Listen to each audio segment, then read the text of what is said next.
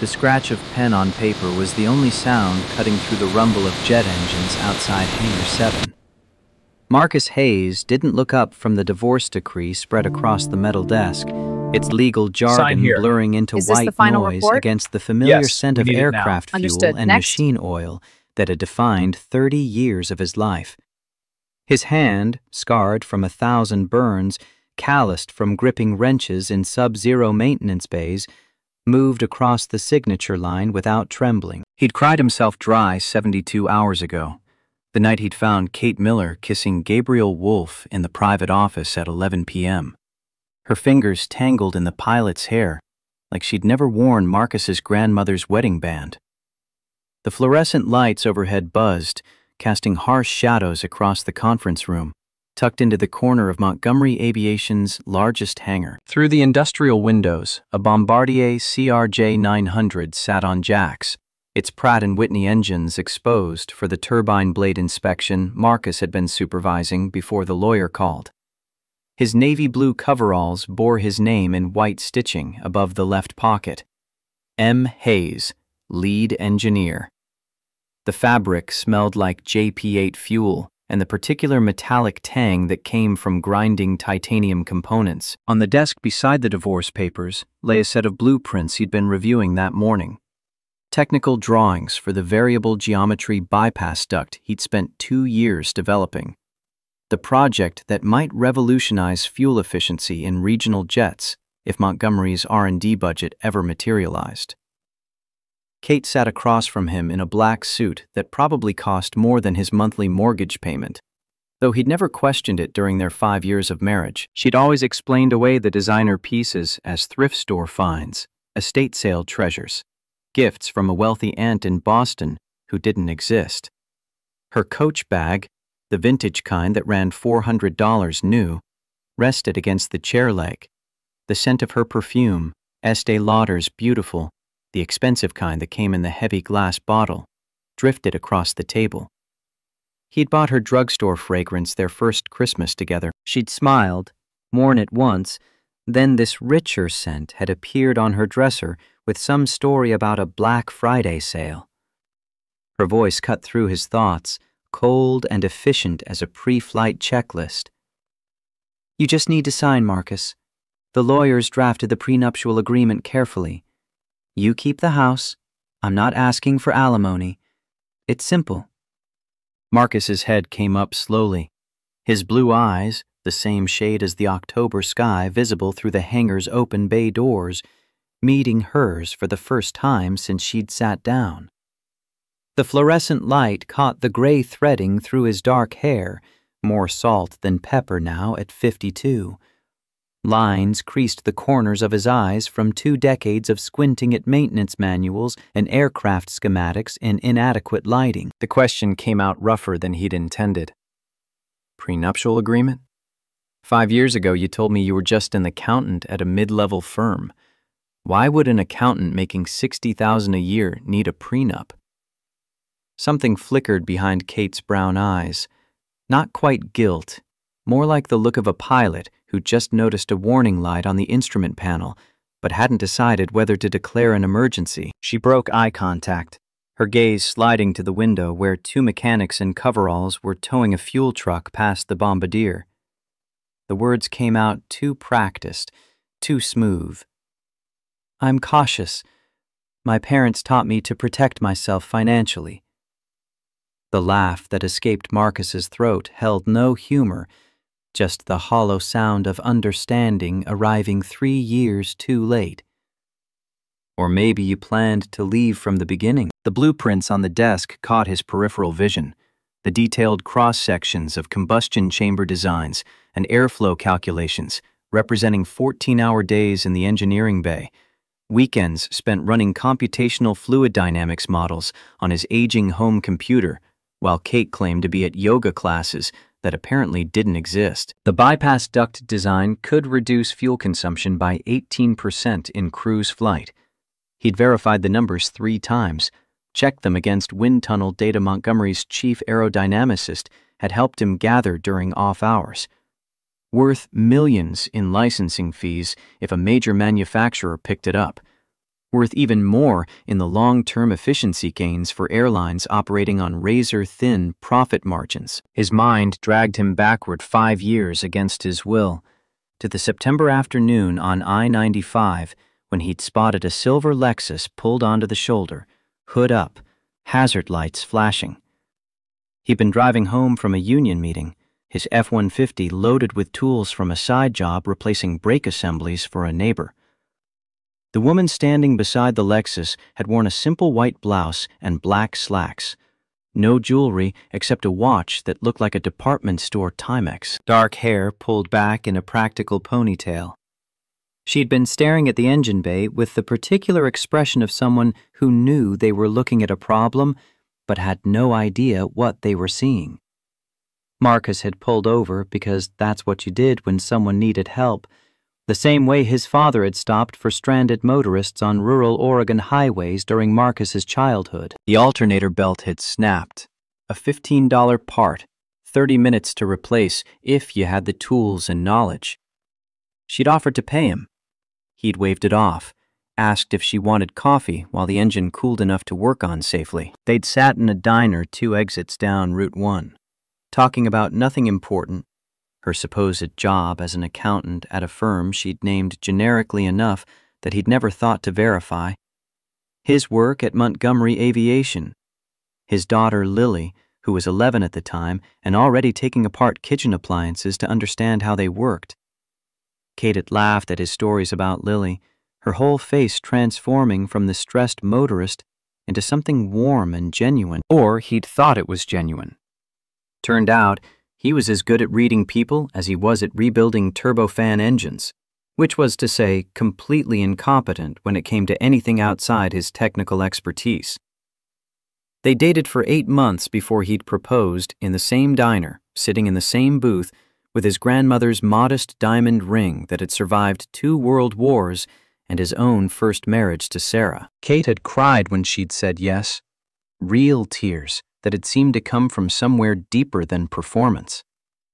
Or maybe everything had been performance from the moment she'd staged the breakdown on I-95, calculating that a widow with a preteen daughter would be vulnerable, that a blue-collar engineer would never question a woman who seemed content with a simple life in a 3-bedroom house in suburban Connecticut. The pen finished its path across the signature line.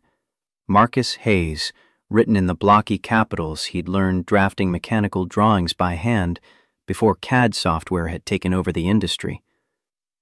He pushed the folder across the desk, the metal surface still bearing coffee rings from the morning production meeting where Montgomery's operations director had announced another round of budget cuts that would delay Marcus's engine project indefinitely. The word came out flat, drained of the emotion he'd spent 3 days processing. Done. Kate's hand moved fast, snatching the folder before he could change his mind.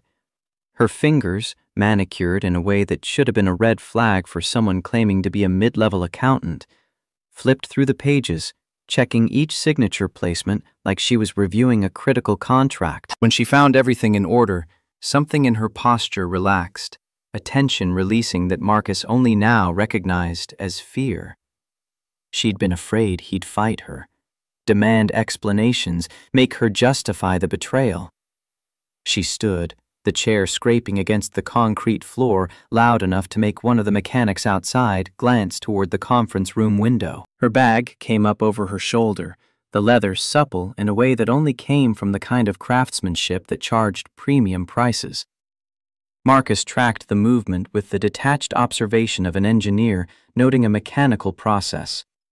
She moved with the unconscious grace of someone used to expensive things, someone who'd grown up in country clubs and private schools, not the working-class background she'd invented for their relationship. The pause stretched long enough that Marcus wondered if she'd leave without speaking.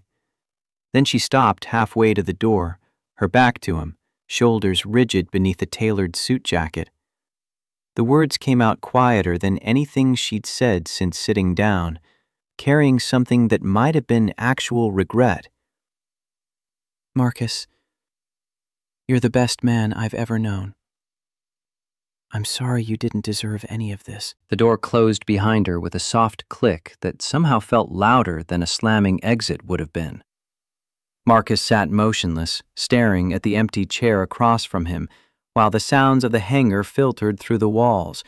Pneumatic tools, rolling equipment, the steady background hum of compressors and generators that was the soundtrack of his working life. His eyes dropped to the blueprints, to the precision lines and calculated angles that made sense in ways human behavior never would.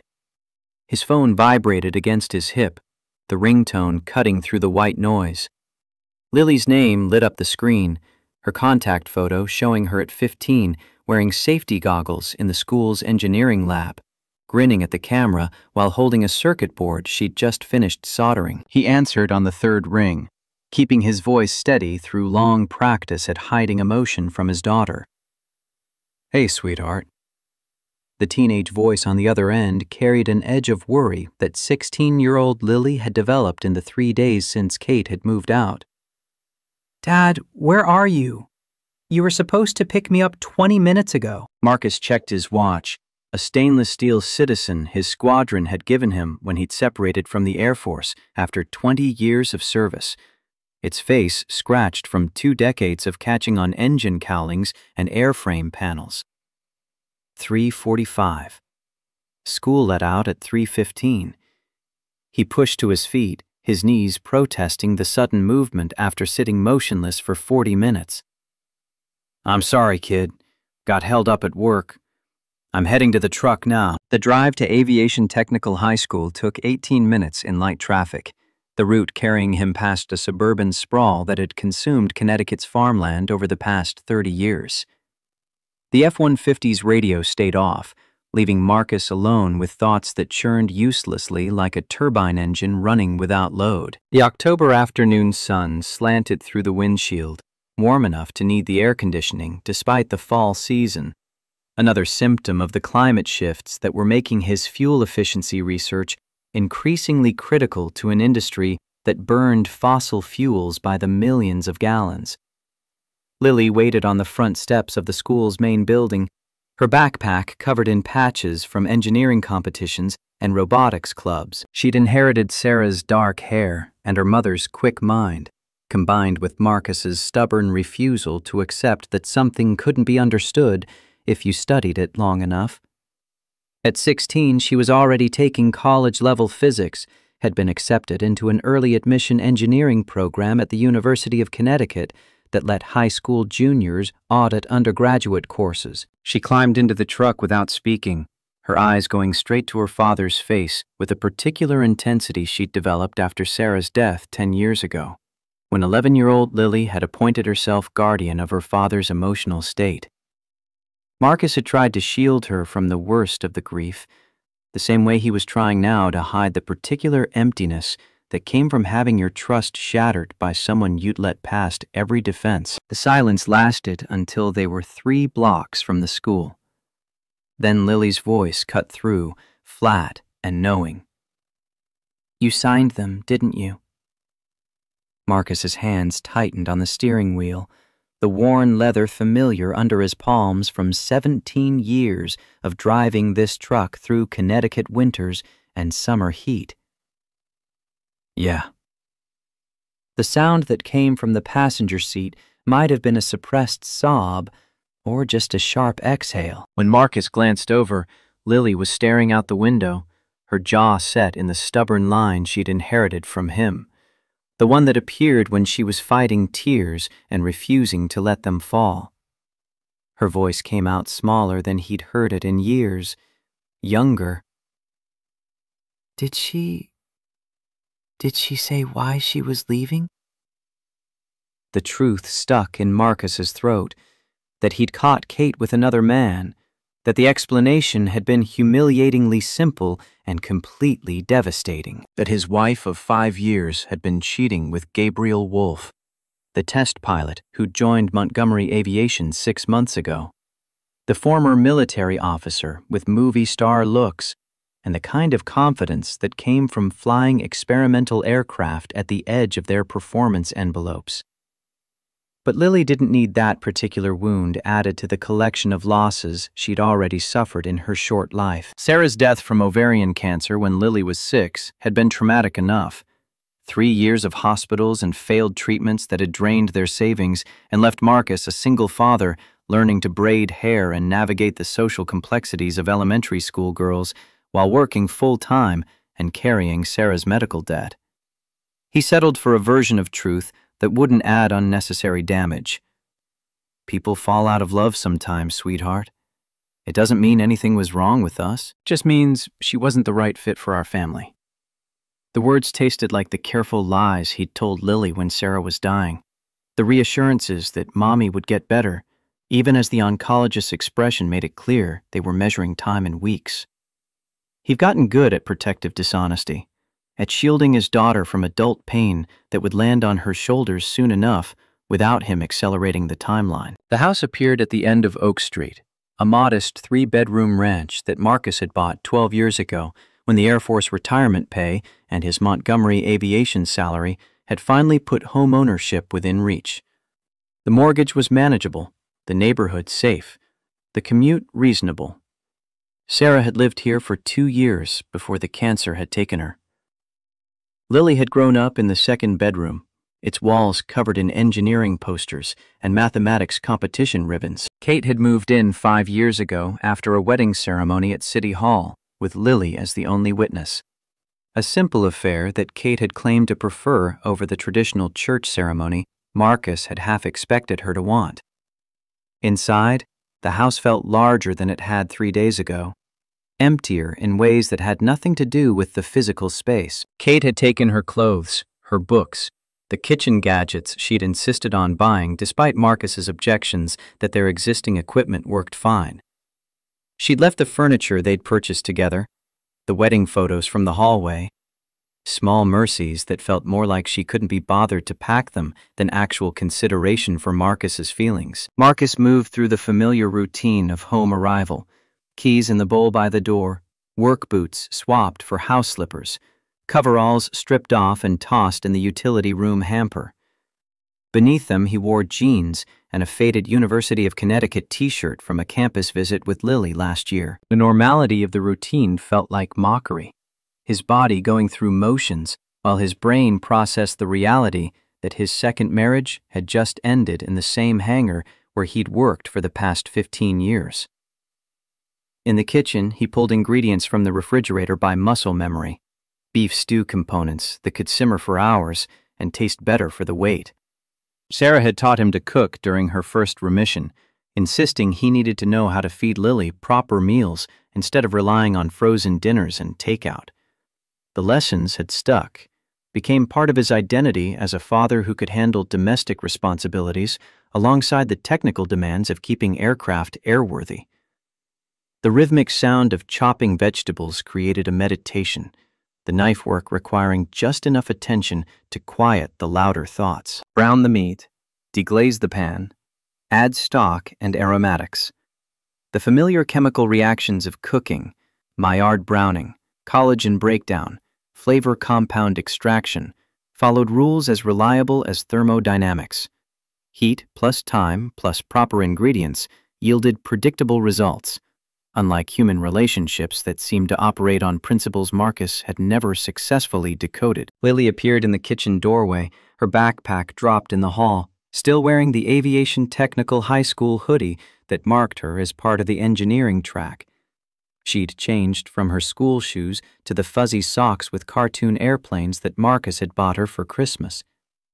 At 16, she existed in the strange space between childhood and adulthood, fierce and fragile in turns that gave Marcus whiplash trying to navigate. She pulled out a chair at the kitchen table, the same table where they'd eaten thousands of meals, where Marcus had helped her with homework and college applications, where Kate had sat across from them, pretending to be part of their family.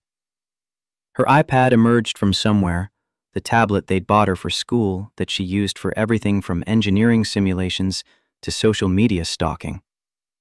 The silence stretched while Marcus added potatoes to the pot, adjusted the heat, set the timer for the long simmer that would break down the tougher cuts of beef into tenderness. He was reaching for plates when Lily's voice stopped him, carrying a tension that made his parental alarm systems activate.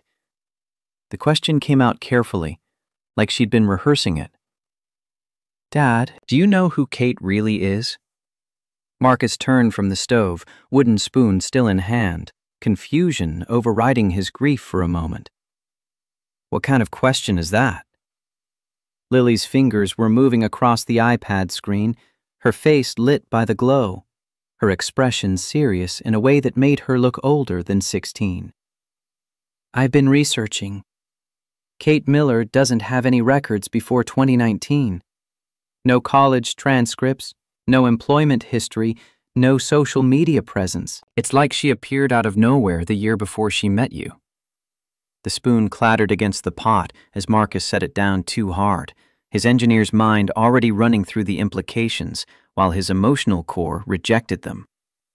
"You investigated Kate?"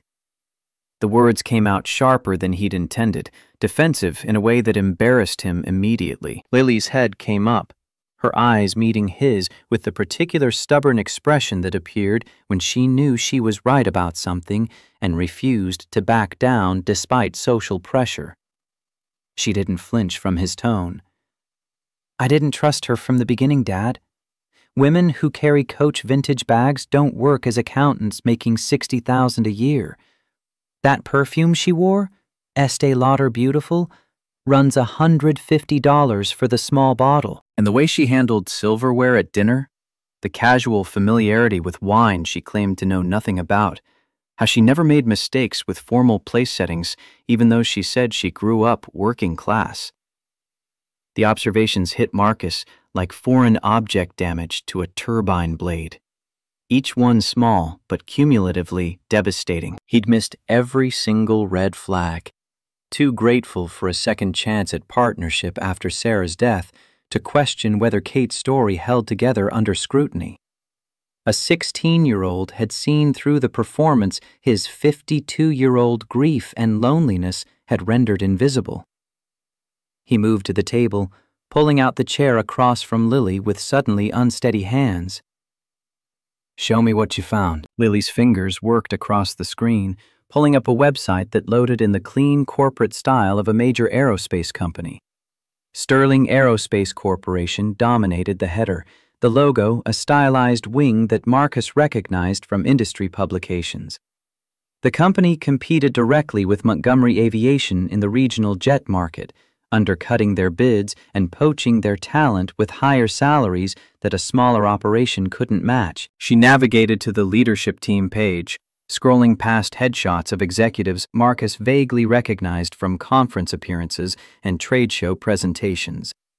Then she stopped on a photo that made Marcus's lungs forget how to process oxygen. Kate Miller stared out from the screen, except her hair was styled differently, swept to the side in a professional cut that probably cost more than Marcus spent on haircuts in a year. She wore a charcoal suit that screamed executive, not the business casual pieces she'd worn to her fictional accounting job. Below the photo, text identified her as Catherine Elizabeth Sterling, Chief Operating Officer. Lily's voice seemed to come from underwater, muffled by the roaring in Marcus's ears. "I'll read the bio. Catherine Elizabeth Sterling, Chief Operating Officer, Sterling Aerospace Corporation. BS Aerospace Engineering, University of Michigan, Executive Leadership Program, Wharton School of Business. 25 years of experience in aerospace engineering and corporate operations. Daughter of late CEO Howard Sterling, sister to current CEO Evan Sterling. Previously served as VP of Operations before assuming COO role in 2020. The kitchen tilted, or maybe Marcus's sense of balance had stopped functioning. His hands gripped the edge of the table, knuckles white, while his brain tried to reconcile 5 years of marriage with this new data. Kate Miller didn't exist. She'd never existed. He'd been married to Catherine Sterling, Chief Operating Officer of his company's primary competitor, daughter of aerospace royalty, a woman who probably made 10 times his salary and had access to resources Marcus could only imagine. the blueprints, the engine design. The technical conversations where he'd explained his bypass duct concepts in detail, because Catherine, had asked interested questions about his work, seemed genuinely curious about the engineering challenges he faced. 3 months ago, he'd walked her through the entire combustion chamber redesign, shown her the CAD models, explained the variable geometry mechanism that allowed efficiency optimization across different flight regimes. 2 weeks ago, Sterling Aerospace had announced their new engine program, the Sterling EcoJet, marketed as a revolutionary approach to fuel efficiency in regional aircraft. Marcus hadn't paid much attention beyond noting that a competitor had beaten Montgomery to market with a similar concept. He'd been too busy dealing with budget cuts and Kate's increasingly distant behavior to read the technical specifications in detail. His voice came out hoarse, damaged. "Pull up the Sterling EcoJet announcement." Lily's fingers moved quickly, navigating to Sterling's press release page. The announcement loaded with promotional images of a turbofan engine that made Marcus's heart stop. The external cowling design was identical to his blueprints. The bypass duct geometry matched his CAD models. Even the composite material callouts in the technical specifications reflected his research into thermal-resistant polymers for high-temperature applications. They'd stolen his work. Catherine Sterling had married him, lived in his house, slept in his bed, and systematically extracted 2 years of research and development that Marcus had poured his savings and free time into developing. The bypass duct design represented 14-hour days, weekends spent in the engineering lab running simulations, early mornings before work reviewing fluid dynamics calculations, worth millions in licensing fees, worth even more in the competitive advantage it would give any manufacturer that brought it to market first. The laugh that escaped his throat sounded unhinged even to his own ears, bitter and sharp. "She stole my engine design." Lily's hand reached across the table, covering his, her 16-year-old fingers surprisingly strong. "Dad, do you have proof? Original files, timestamps, anything that shows you developed it first?" The question snapped Marcus's brain back into analytical mode, the engineer's training overriding the emotional breakdown threatening to swamp him. He pushed away from the table, moving to the small home office off the kitchen, where his desktop computer sat surrounded by stacks of technical journals and aerospace engineering textbooks. Lily followed, her iPad still glowing with Catherine Sterling's corporate headshot. His computer booted slowly, the aging hardware a reminder that Marcus put his money into Lily's education and house maintenance, not personal technology upgrades. The file directory loaded, showing folders organized by project and date. He navigated to the bypass duct research, opening the earliest CAD files. The timestamps told the story clearly. Initial concept sketches dated back 26 months.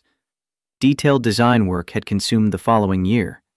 CFD simulations, structural analysis, thermal modeling, all time-stamped and saved in formats that included metadata proving when they'd been created and by whom. Marcus had been meticulous about documentation, the military training and engineering discipline combining to create records that would stand up to any patent dispute. He filed a provisional patent application 18 months ago, paying the fees out of pocket because Montgomery's legal department had been too busy with other priorities to handle it. The application was still pending in the patent office bureaucracy, waiting for an examiner to review the claims and issue a non-provisional patent.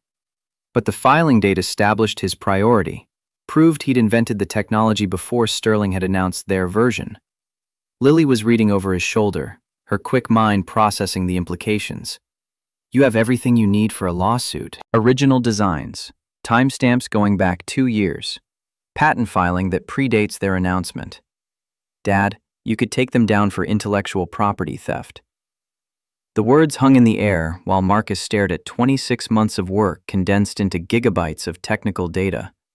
His life's best engineering, the innovation that was supposed to secure Lily's college fund and maybe fund his retirement, stolen by a woman he'd trusted completely. A woman who'd systematically positioned herself to exploit his loneliness and his eagerness to believe that someone could love him after Sarah's death. He reached for his phone, the contact for Albert Miller stored in favorites. Miller had been the squadron's JAG officer during Marcus's Air Force years, had transitioned to civilian patent law after retirement. They'd stayed in touch through Christmas cards and occasional phone calls, the kind of military friendship that survived separation and time zones.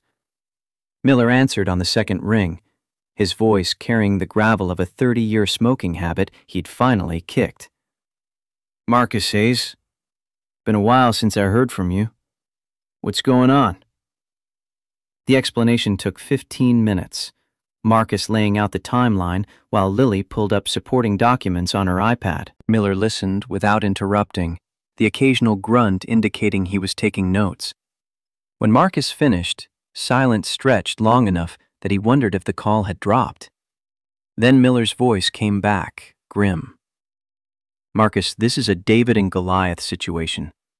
Sterling Aerospace has legal teams that number in the hundreds, deep pockets, connections in the federal judiciary, resources to drag out litigation for years until you're bankrupt from legal fees. You're going to need ironclad evidence and a willingness to spend everything you have fighting them."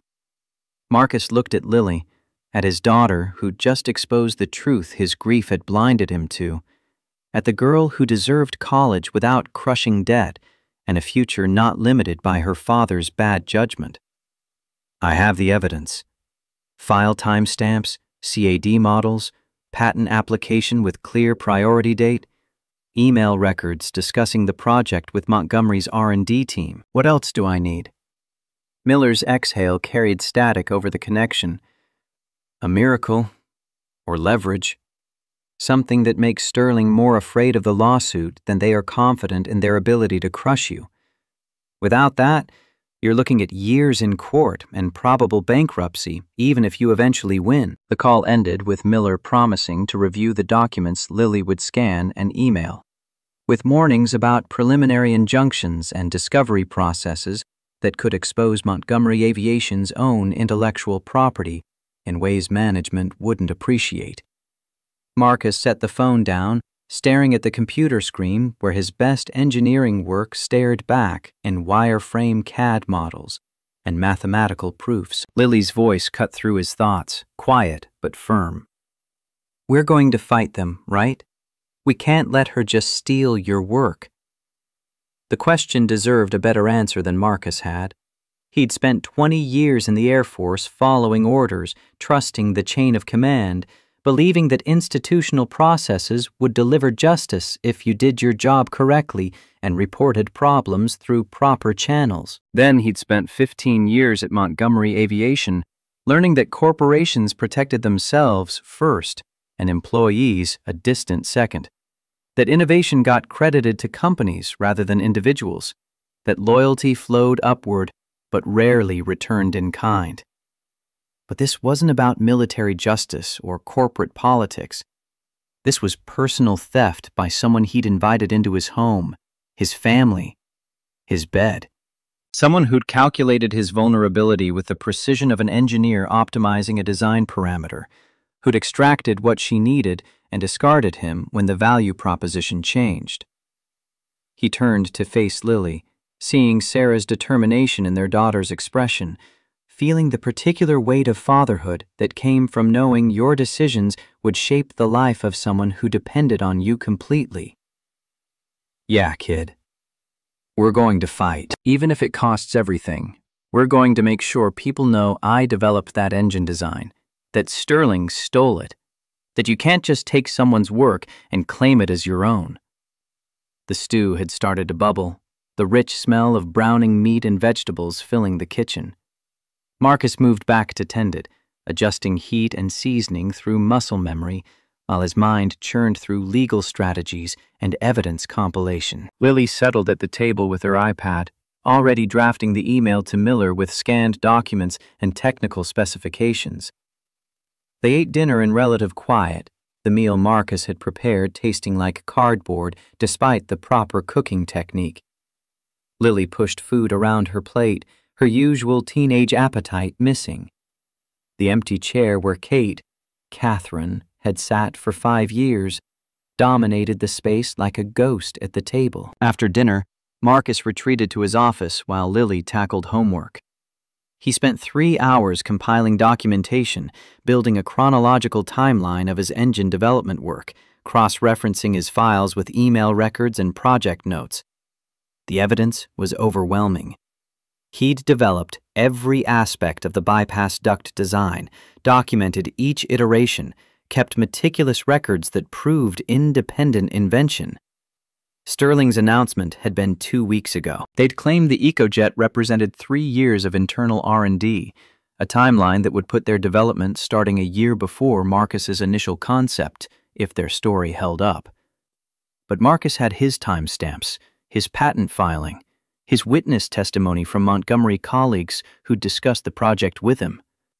Any competent engineer reviewing both designs would see they were identical, beyond the threshold of independent invention. His phone buzzed against the desk, an unknown number lighting the screen. Marcus almost declined the call, finger hovering over the red reject button. Then curiosity overrode caution. He answered without speaking, waiting. Catherine's voice came through, familiar in ways that made his chest ache despite everything. "Marcus, it's Catherine. Please don't hang up. I know you've discovered who I really am. We need to talk. Not for my sake. For yours." "There are things about this situation you don't understand. Things that will make sense if you'll give me a chance to explain." The audacity of the request made anger flare hot and sudden, replacing the grief that had dominated his emotional landscape for 3 days. Explain? You want to explain how you lied about your entire identity for 5 years? How you stole my engineering work? How you married me under false pretenses and destroyed my ability to trust anyone ever again? A pause, then her voice came back steadier, carrying something that might have been actual emotion instead of the calculated performance that had defined their marriage. "I deserve your anger. I deserve worse than your anger. But if you file a lawsuit against Sterling, Evan will destroy you. He's already prepared countermeasures, fabricated consulting contracts that make it look like you stole from us, forged signatures that are good enough to pass initial scrutiny, witness testimony from people he's paying to lie. You'll be bankrupt and potentially facing criminal charges before you get past the first hearing." The words landed like foreign object damage, unexpected and devastating. Marcus's free hand gripped the desk edge, his engineer's mind already running through the implications. "You're threatening me?" Catherine's exhale carried through the phone connection, exhaustion, and something else. "I'm warning you. Evan found out about us 6 months ago. He's been planning this since then. How to extract your research, how to neutralize you as a threat, how to use your relationship with me to discredit anything you might claim. The consulting contracts are dated 3 years back. He has your signature samples from restaurant receipts, bank checks, documents you signed at our house when I asked you to witness forms. The forgeries are good enough that you'll need handwriting experts and document examiners to prove they're fake. And that takes time and money you don't have." Marcus's stomach dropped, the implications cascading like a compressor stall propagating through turbine stages. He'd signed hundreds of documents over 5 years of marriage, lease agreements, mortgage refinancing, tax returns, insurance policies. Catherine would have had access to all of them, could have provided signature samples to a skilled forger. Creating backdated contracts that appeared legitimate would be trivial for someone with Sterling's resources. His voice came out hollow. "Why are you telling me this?" The answer took long enough that Marcus wondered if she'd hung up. Then Catherine's voice returned, quieter than before, carrying an edge of desperation.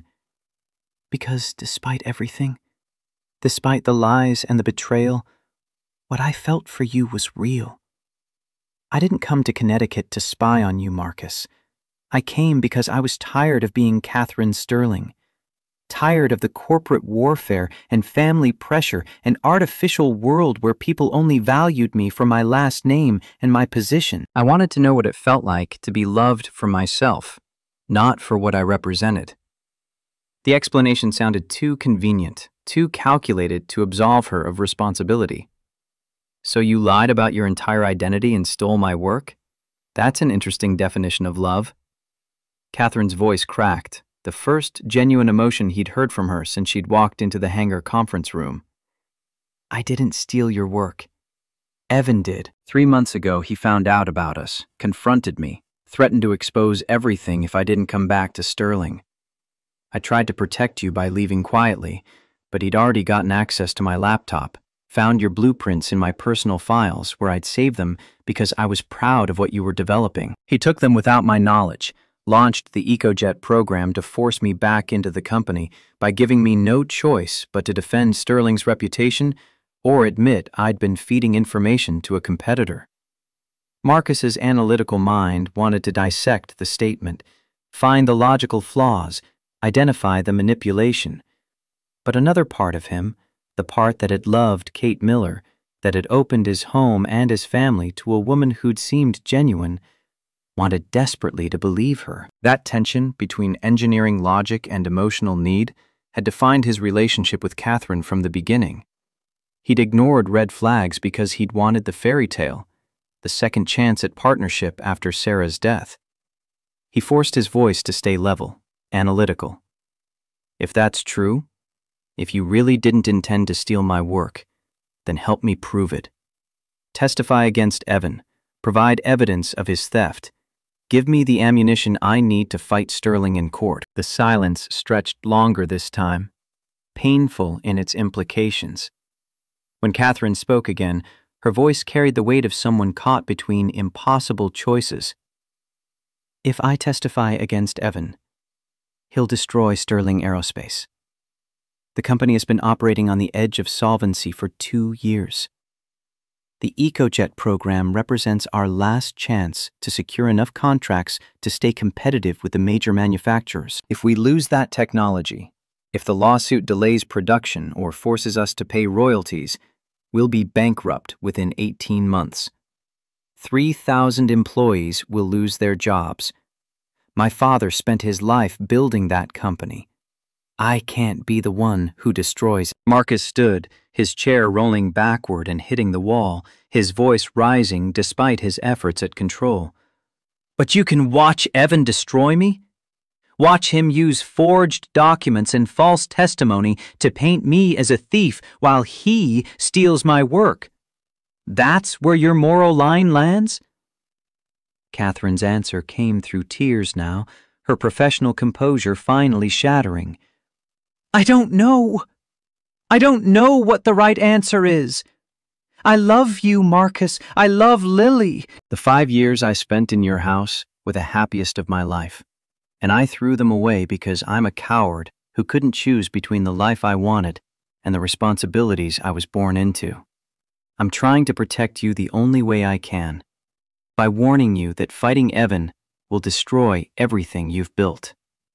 The call ended before Marcus could respond, Catherine hanging up and leaving him standing in his office with rage and grief and confusion, battling for dominance. His phone showed 9:47 p.m., the evening gone to documentation and legal planning and revelations that kept rewriting his understanding of the past 5 years. A soft knock came from the office door. Lily stood in the doorway, her pajamas printed with equations and engineering diagrams, a gift from last Christmas. Her eyes were red, evidence she'd been crying while doing homework, processing her own grief over Kate's departure and the revealed deception. Her voice came out small, younger than her 16 years. I heard you yelling. Was that Kate? Catherine, whoever she really is? Marcus moved to his daughter, pulling her into a hug that felt like the only solid thing in a world gone liquid and unstable. Yeah. She called to warn me that Sterling is going to fight dirty if I sue them. Forged documents, false testimony, Everything they need to destroy my credibility and claim I stole from them instead of the other way around. Lily pulled back enough to look up at him, her expression fierce despite the tears. What are you going to do? The question deserved honesty, the kind of truth-telling that respected Lily's intelligence and her right to understand the stakes. I don't know yet. If I fight them and lose, we could lose everything. The house, my job, your college fund. But if I don't fight them, they get away with stealing 2 years of my work, and I prove to the world that you can exploit people without consequences as long as you have enough money and power. Lily's arms tightened around him, her voice muffled against his chest. We'll figure it out, Dad. We always do. You and me, we're a team. We survived Mom dying. We survived you working 2 jobs to pay medical bills.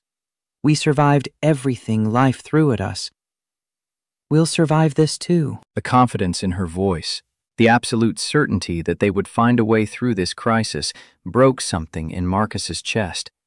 He'd tried so hard to protect her from adult problems, to shield her from the ugliness of financial struggle and corporate warfare and romantic betrayal.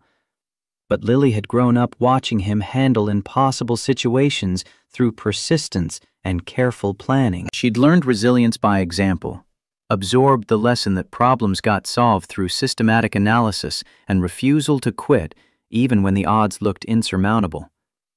They stood together in the office doorway, father and daughter, against a world that had suddenly revealed itself as more hostile than either had imagined. Outside, October darkness had settled over Connecticut, the suburban quiet broken only by distant traffic and the sound of a neighbor's dog barking. Inside Marcus Hayes's modest 3-bedroom house, battle plans formed and reformed. Legal strategies evolved and discarded, while 2 people who'd lost too much already prepared to risk what remained on the principle that theft deserved consequences regardless of the thief's resources. Marcus's phone buzzed again, this time with a text from Albert Miller. Reviewed the documents Lily sent. You have a strong case, but Catherine's warning about countermeasures is credible. We need to talk strategy tomorrow. This is going to get ugly before it gets better. The message felt like validation and threat combined, confirming that Marcus's evidence would hold up, while warning that Sterling's resources could still crush him through attrition and manufactured evidence. David versus Goliath, indeed, except this Goliath had lawyers instead of armor and used courtroom procedure instead of physical combat. Lily had fallen asleep against his shoulder, her breathing steady and peaceful in the way that only came to teenagers who could shut down their anxieties through sheer exhaustion. Marcus carried her to her bedroom, tucking her in like he'd done when she was 6 and afraid of the dark after Sarah's death. She'd grown up too fast, forced into premature maturity by loss and circumstance. Now she was facing another adult crisis, another situation where the world proved itself less fair than children deserved.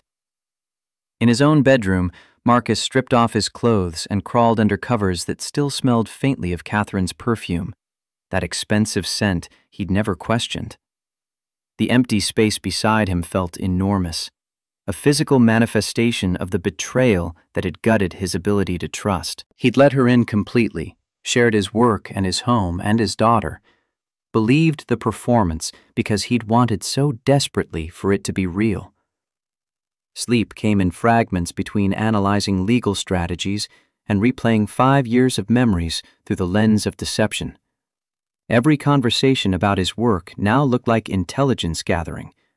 Every interested question about his engineering challenges became evidence of systematic extraction. Even moments that had felt intimate and genuine, late-night conversations about dreams and fears, quiet mornings drinking coffee before work, were tainted by the knowledge that Catherine had been playing a role the entire time. Morning arrived too early, sunlight filtering through curtains and Marcus's phone alarm dragging him into consciousness. His body ached like he'd worked a double shift wrestling engine components, muscles tight from stress and insufficient sleep. The smell of coffee drifted from the kitchen, evidence that Lily had activated the programmable pot before heading to school. Marcus moved through his morning routine mechanically. Shower, shave, coveralls, work boots. The face in the bathroom mirror looked older than 52. Gray hair more prominent, lines deeper around eyes that held exhaustion and determination in equal measure. He'd been an Air Force maintenance officer, had kept fighter jets operational in hostile environments under impossible timelines. He'd raised a daughter alone while working full-time and carrying medical debt that had taken 5 years to clear. He'd survived losses that would have broken weaker men. Sterling Aerospace was about to learn that Marcus Hayes didn't quit just because the odds looked bad.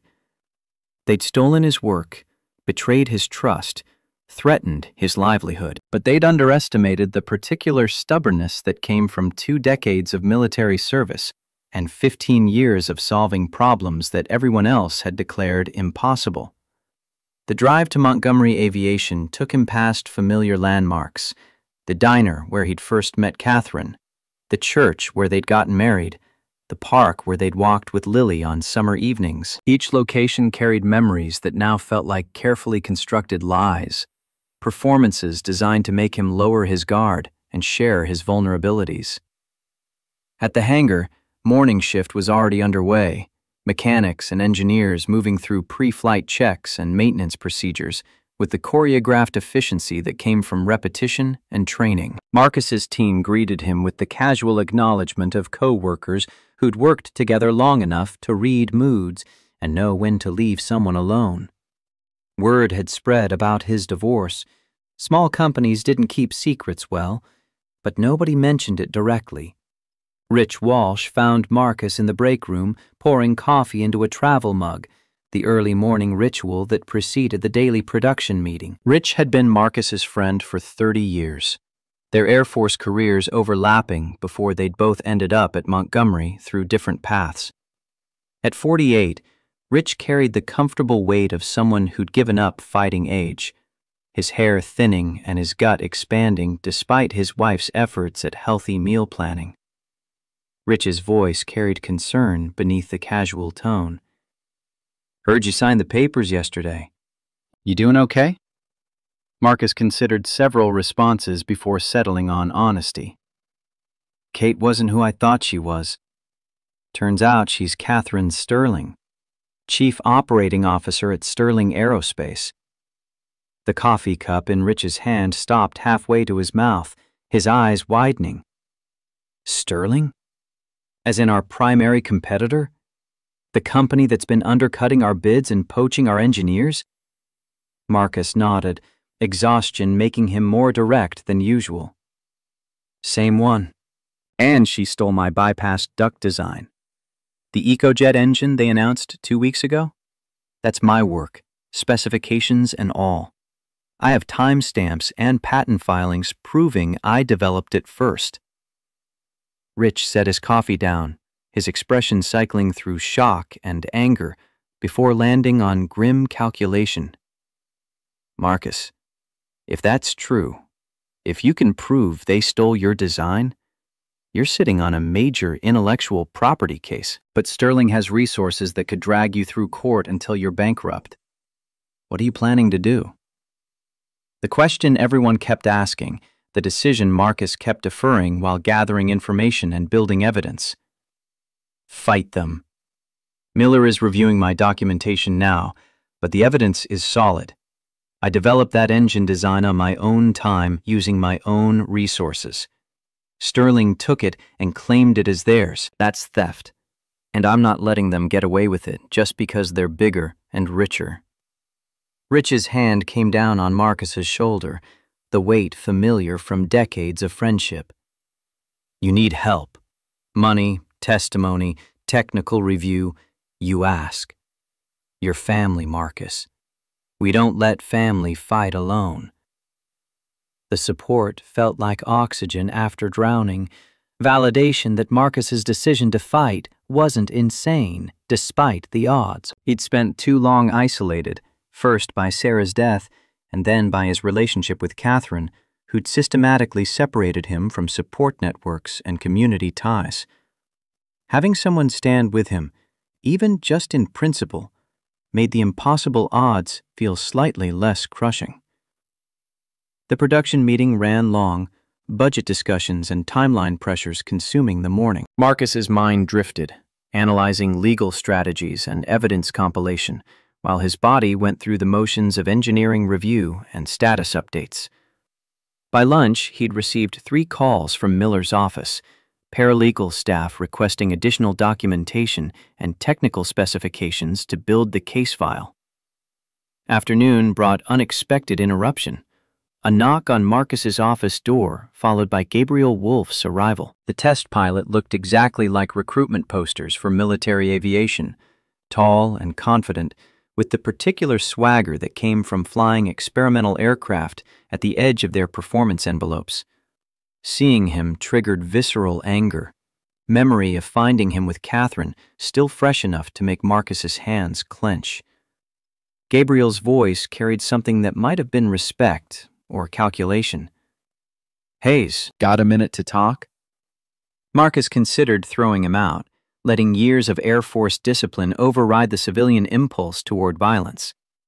Instead, he gestured to the visitor chair, keeping his desk between them. "Make it quick, I've got work."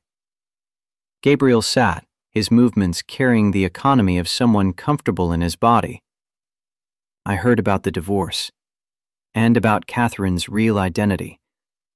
I need you to know, I didn't know who she was when I crossed that line. She told me she was separated, that you two had been over for months. I'm not making excuses, but I wouldn't have touched another man's wife if I'd known the truth." The explanation sounded genuine, carried weight that suggested Gabriel had his own code about loyalty and boundaries. "Why are you telling me this?" Gabriel leaned forward, his expression serious. "Because I'm testifying in your lawsuit. Catherine called me this morning, tried to convince me to stay quiet about what I know. But I've seen your engine design, Marcus. I flew the test protocol on Montgomery's simulator using your specifications. That bypass duct technology is revolutionary, could change the entire regional aviation industry. Sterling didn't develop that. You did. And I'm not staying silent while they steal your work." The lawsuit filed on a gray November morning, 3 weeks after the divorce papers had dried and Marcus Hayes had stopped expecting sleep to come easily. Albert Miller's paralegal had compiled documentation into a filing that ran 47 pages of exhibits and technical specifications, each timestamp and CAD model building an irrefutable timeline of independent invention. The complaint landed on Sterling Aerospace's corporate counsel like a bomb designed to detonate slowly, giving them time to recognize the damage before the real destruction began. Miller called at 8 a.m. with news that arrived faster than Marcus had anticipated. "They're countersuing. Filed this morning. Probably had it ready the moment they saw our complaint coming. Marcus, it's worse than Catherine warned. They're claiming you worked as an undisclosed consultant for Sterling 3 years ago, that you stole their proprietary research and incorporated it into your designs. They have contracts with your signature, non-disclosure agreements, payment records showing wire transfers to your bank account." Marcus's hand tightened on his phone, the other gripping his kitchen counter hard enough that his knuckles went white. "That's impossible.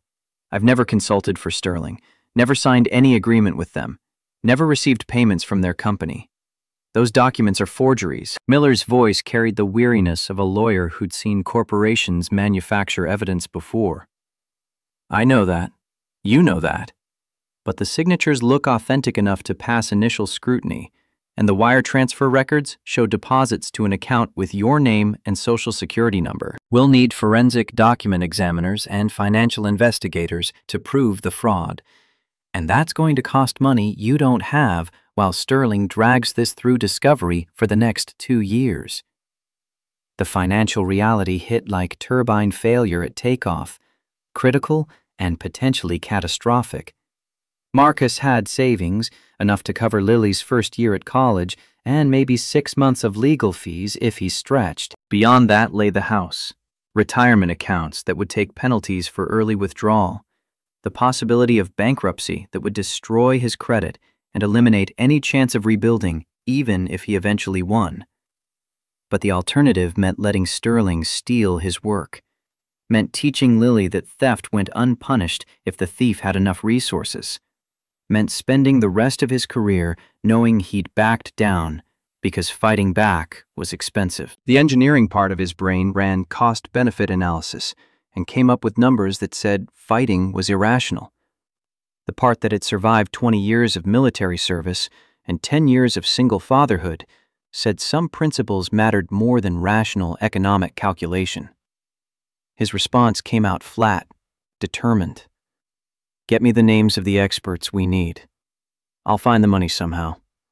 We're not backing down because Sterling learned to forge documents. The call ended with Miller promising to compile a list of forensic specialists and financial investigators, each one representing hourly rates that would consume Marcus's savings like fuel burn at maximum thrust.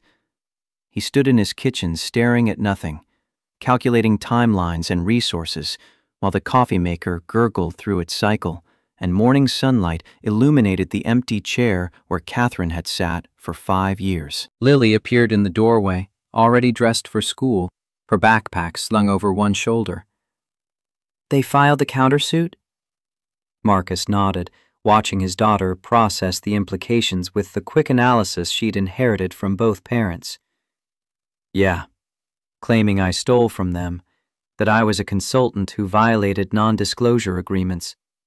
It's all fabricated, but proving that will cost more than we have. Lily set her backpack down, moving to the kitchen table with the particular determination that appeared when she'd decided something mattered enough to fight for. How much do we need? The honesty she deserved required numbers Marcus didn't want to say out loud. Miller estimates $200,000 for expert witnesses, depositions, discovery costs, and trial preparation if it goes that far. Maybe more if Sterling really commits to burying us in paperwork and procedural delays. Lily's face went pale, but her voice stayed steady. That's my college fund, plus the house equity. Marcus felt something crack in his chest, the weight of fatherhood and responsibility crushing against the need to fight back against theft. Which is why we need to think carefully about whether this is worth it. You've worked too hard to have your education held hostage to my pride. The look Lily gave him could have cut titanium, fierce and unyielding. This isn't pride, Dad. This is justice. They stole your work, and if we let them win because fighting back costs money, then we're teaching everyone that theft is fine as long as you're rich enough to defend it. Use the college fund. I'll get scholarships, student loans, whatever it takes. But we're not letting them destroy you without a fight. The conviction in her voice, the absolute certainty that fighting mattered more than the financial cost, reminded Marcus why he'd survived Sarah's death and the years of struggle that followed. Lily had learned resilience by watching him refuse to quit when situations looked impossible, had absorbed the lesson that some things mattered more than easy paths and comfortable choices. He pulled her into a hug that felt like the only solid thing in a world gone uncertain. We do this, there's no guarantee we win. Sterling has resources to drag this out until we're broke, even if we're right about everything. Lily's arms tightened around him, her voice muffled against his shoulder. Then we fight until we're broke. At least we'll know we tried, that we didn't just roll over because they expected us to. The conversation ended with Marcus calling Miller back to authorize hiring the forensic experts to begin the discovery process that would consume his savings and probably his house before the case reached any resolution. The decision felt simultaneously reckless and necessary, the kind of choice that defined character when comfortable options were no longer available. Work provided distraction, the familiar challenges of maintaining aircraft, and managing engineering teams requiring enough focus to quiet the louder anxieties about legal warfare and financial destruction. Marcus buried himself in turbine inspections and maintenance schedules, finding comfort in problems that had technical solutions and predictable outcomes. Rich Walsh appeared periodically with coffee and silent support, the kind of friendship that knew when conversation helped and when presence was enough. The afternoon brought another interruption, this time Catherine's voice on his cell phone carrying urgency that cut through his determination to maintain distance. "Marcus, I need to see you. Not for me, for you. I have information about Evan's countersuit that you need to hear before you waste money on forensic analysis." Every instinct screamed to hang up, to maintain the boundary between his life and the woman who'd systematically destroyed his ability to trust. "Why would I believe anything you tell me? You've lied about everything else." Catherine's breath came ragged over the connection, exhaustion or emotion making her voice unsteady. "Because Evan will destroy you if you fight him head-on.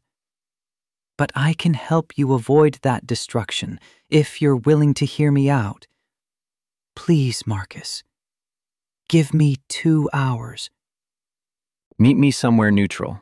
Bring a witness if you want. Record the conversation, but listen to what I have to say." Marcus's analytical mind warred with emotional damage, logic suggesting that information was valuable regardless of the source, while his heart insisted that trusting Catherine again would be catastrophic stupidity.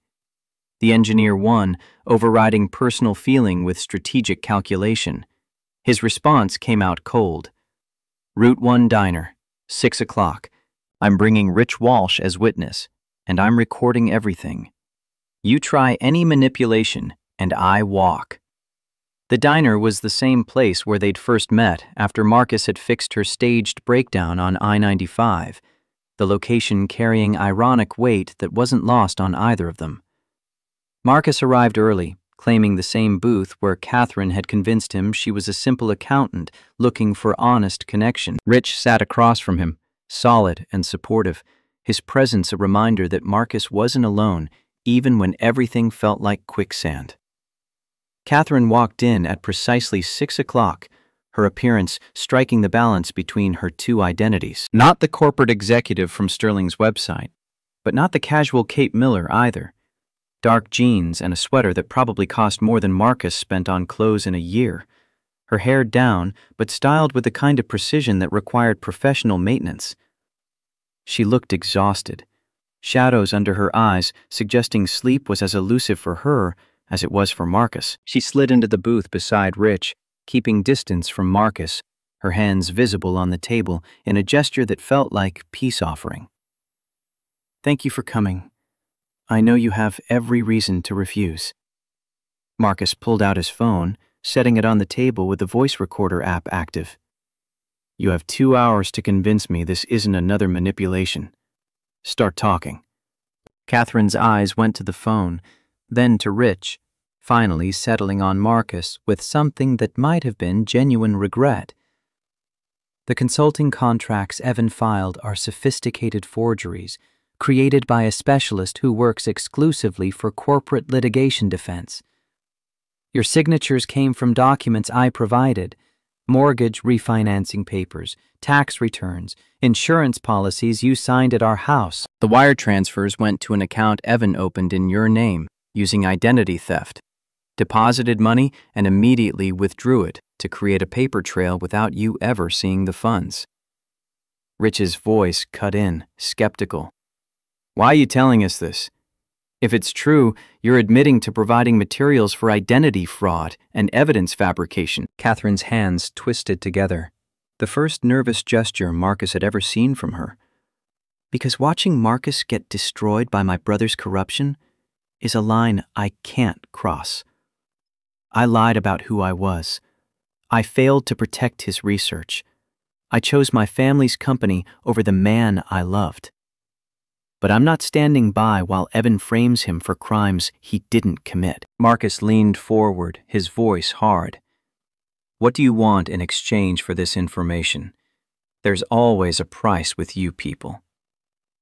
The words landed like physical blows, Catherine flinching but not retreating.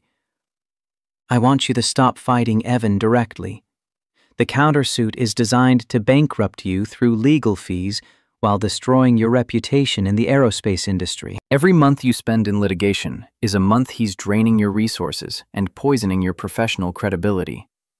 But there's another way to win that doesn't require you to match his legal spending. Rich's skepticism deepened, his arms crossing. What other way? Sterling has your engine design. They've announced it publicly. They're moving forward with production. How does Marcus win without litigation? Catherine reached into her bag, pulling out a USB drive that she placed on the table between them. By proving that Evan's version doesn't work.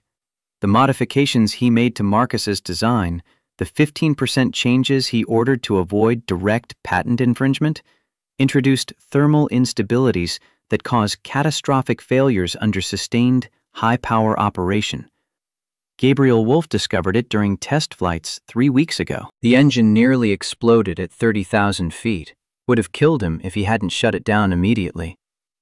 Marcus's hand moved toward the drive, then stopped, suspicion overriding curiosity. Why would Evan announce a product that doesn't work? Catherine's answer came with the weariness of someone who'd lived inside corporate dysfunction too long. Because he's desperate. Sterling Aerospace has been operating on the edge of bankruptcy for 2 years. We've lost 3 major contracts to competitors who undercut our bids, seen our market share drop by 40%, watched our stock price crater. The EcoJet announcement was supposed to restore investor confidence and secure enough pre-orders to keep us solvent. Evan thought he could fix the thermal problems before anyone noticed. Instead, he created a death trap that will destroy the company when the failures become public. Rich picked up the USB drive, turning it over in his thick fingers. What's on this? Catherine's voice dropped, barely audible over the diner's ambient noise. Test flight data from Gabriel's near disaster. Engineering reports documenting the thermal instabilities. Internal memos showing Evan knew about the problems and ordered the team to suppress the findings. Email chains proving he instructed fabrication of the consulting contracts. Everything you need to prove corporate fraud, evidence tampering, and reckless endangerment of test pilots. Marcus felt the world tilt, his engineer's mind immediately grasping the implications, while his emotional core struggled with the source. You're handing us evidence that will destroy Sterling Aerospace? Your father's company? Your family legacy? Why? Catherine's eyes met his directly, holding contact despite the pain visible in her expression. Because my father built that company on integrity and innovation, not lies and theft. Because Evan has corrupted everything Howard Sterling stood for in his pursuit of short-term survival. And because 3,000 employees deserve better than working for a company that's building engines designed to fail catastrophically in flight. The USB drive sat on the table like a bomb, its innocuous appearance concealing the explosive potential of the data it contained. Marcus's hand hovered over it, logic and emotion battling for dominance. The information could end the lawsuit, prove his case without burning through his savings, potentially destroy Sterling's credibility and force recognition of his original work. But accepting help from Catherine felt like condoning her betrayal, like agreeing that the ends justified her means. Rich's voice cut through the internal debate. Marcus, you need to verify this independently before you trust anything she says. For all we know, that drive is filled with more fabricated evidence designed to trap you further. Catherine nodded, her agreement immediate. You should verify everything. Give it to your lawyer, have him review it with experts, check the metadata and file origins. I'm not asking you to trust me blindly. I'm giving you tools to verify the truth independently. Marcus picked up the drive, its weight insignificant, but its potential impact massive. If this is real, if Evan really did falsify evidence and build a defective engine, why not just go to the FAA yourself? Why involve me? Catherine's laugh carried no humor, just exhausted recognition of her own limitations. Because I'm the COO who signed off on the test protocols, who approved the EcoJet announcement, whose name is on the corporate filings. If I report Evan, I'm admitting my own complicity in fraud that endangered lives. I'll lose my position, probably face criminal charges, definitely destroy what's left of my reputation. But if the information comes from you, from an independent engineer who discovered the problems through proper investigation, the FAA will listen and act. The calculus was brutal and clear. Catherine was offering Marcus the weapons to destroy Sterling Aerospace, while protecting herself from the worst consequences of her brother's corruption. Self-serving and strategic, the kind of compromise that let her claim moral high ground while avoiding personal sacrifice. Yet the information itself, if genuine, could achieve everything Marcus needed without bankrupting his family in the process. His decision came from pragmatism rather than forgiveness. I'll have Miller review this with experts. If it checks out, if the data proves what you claim, I'll use it. But this doesn't absolve you, Catherine. You still lied for 5 years, still failed to protect my work, still chose your company over our marriage. Catherine's nod carried acceptance of the judgment. I know. I'm not asking for forgiveness or redemption. I'm trying to prevent Evan from destroying both of us while covering up engineering fraud that could kill people. That's the best I can offer. She stood, preparing to leave, then paused with one hand on the table. Gabriel wants to talk to you. He has his own testimony about the test flight failures, and he's willing to go on record with the FAA if your investigation confirms the problems. Between his pilot expertise and your engineering analysis, you'll have credible evidence that Sterling's version doesn't work, regardless of who developed the original design. The offer hung in the air, another piece of the puzzle clicking into place. Gabriel Wolf had already volunteered to testify about Marcus's original work. Adding his technical testimony about Sterling's failures would create a compelling narrative. Original inventor versus corporate theft, functional design versus dangerous modifications, individual integrity versus institutional corruption. Marcus's response came carefully measured. Tell Gabriel I'll call him tomorrow. And Catherine, if this is another manipulation, if that drive contains anything except what you claim, I will destroy you along with Evan. No mercy, no compromise. Understand? Catherine's eyes held his for a long moment, something flickering there that might have been respect or resignation. I understand. And for what it's worth, the 5 years we had were real for me, even if the identity was false. Loving you and Lily wasn't part of the plan. It was the consequence of spending time with genuinely good people. I'm sorry I wasn't strong enough to choose that life over the obligations I was raised to honor. She walked out into the November evening, leaving Marcus and Rich alone in the booth with a USB drive that might contain salvation or further disaster. The waitress approached with coffee refills, her timing suggesting she'd been waiting for the tense conversation to end before interrupting.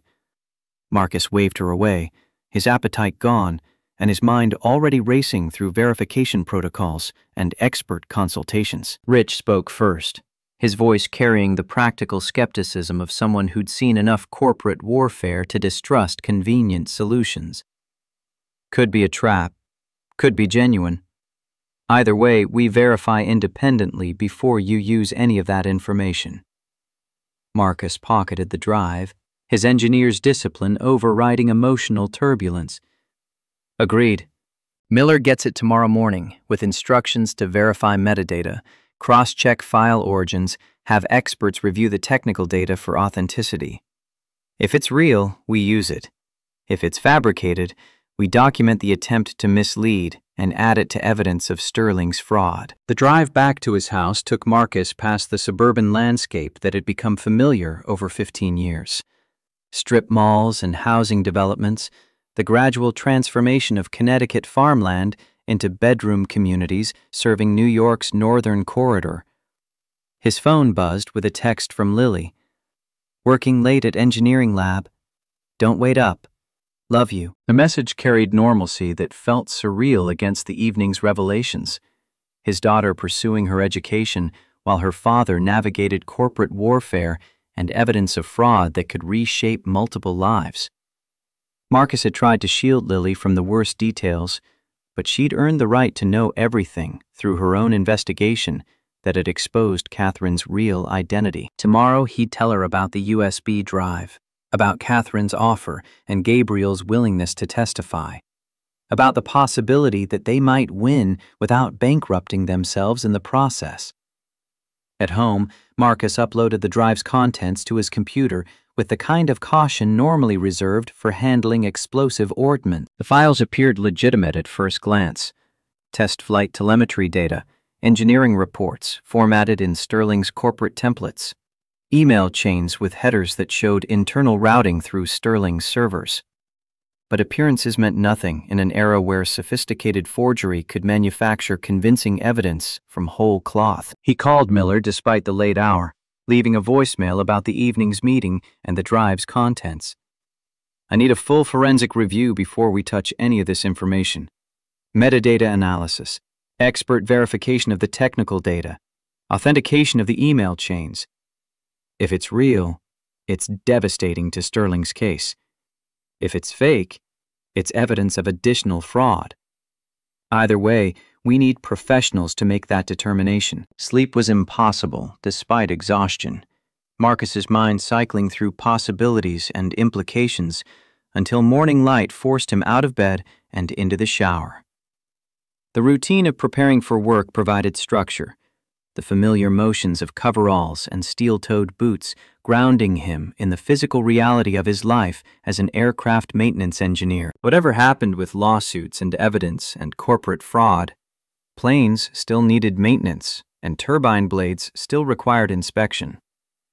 At Montgomery Aviation, the day proceeded with manufactured normalcy, Marcus moving through quality reviews and production meetings, while his thoughts fragmented between immediate work and the larger implications of Catherine's information. Gabriel Wolfe found him during lunch break, the test pilot's presence in the engineering section unusual enough to draw attention from the team.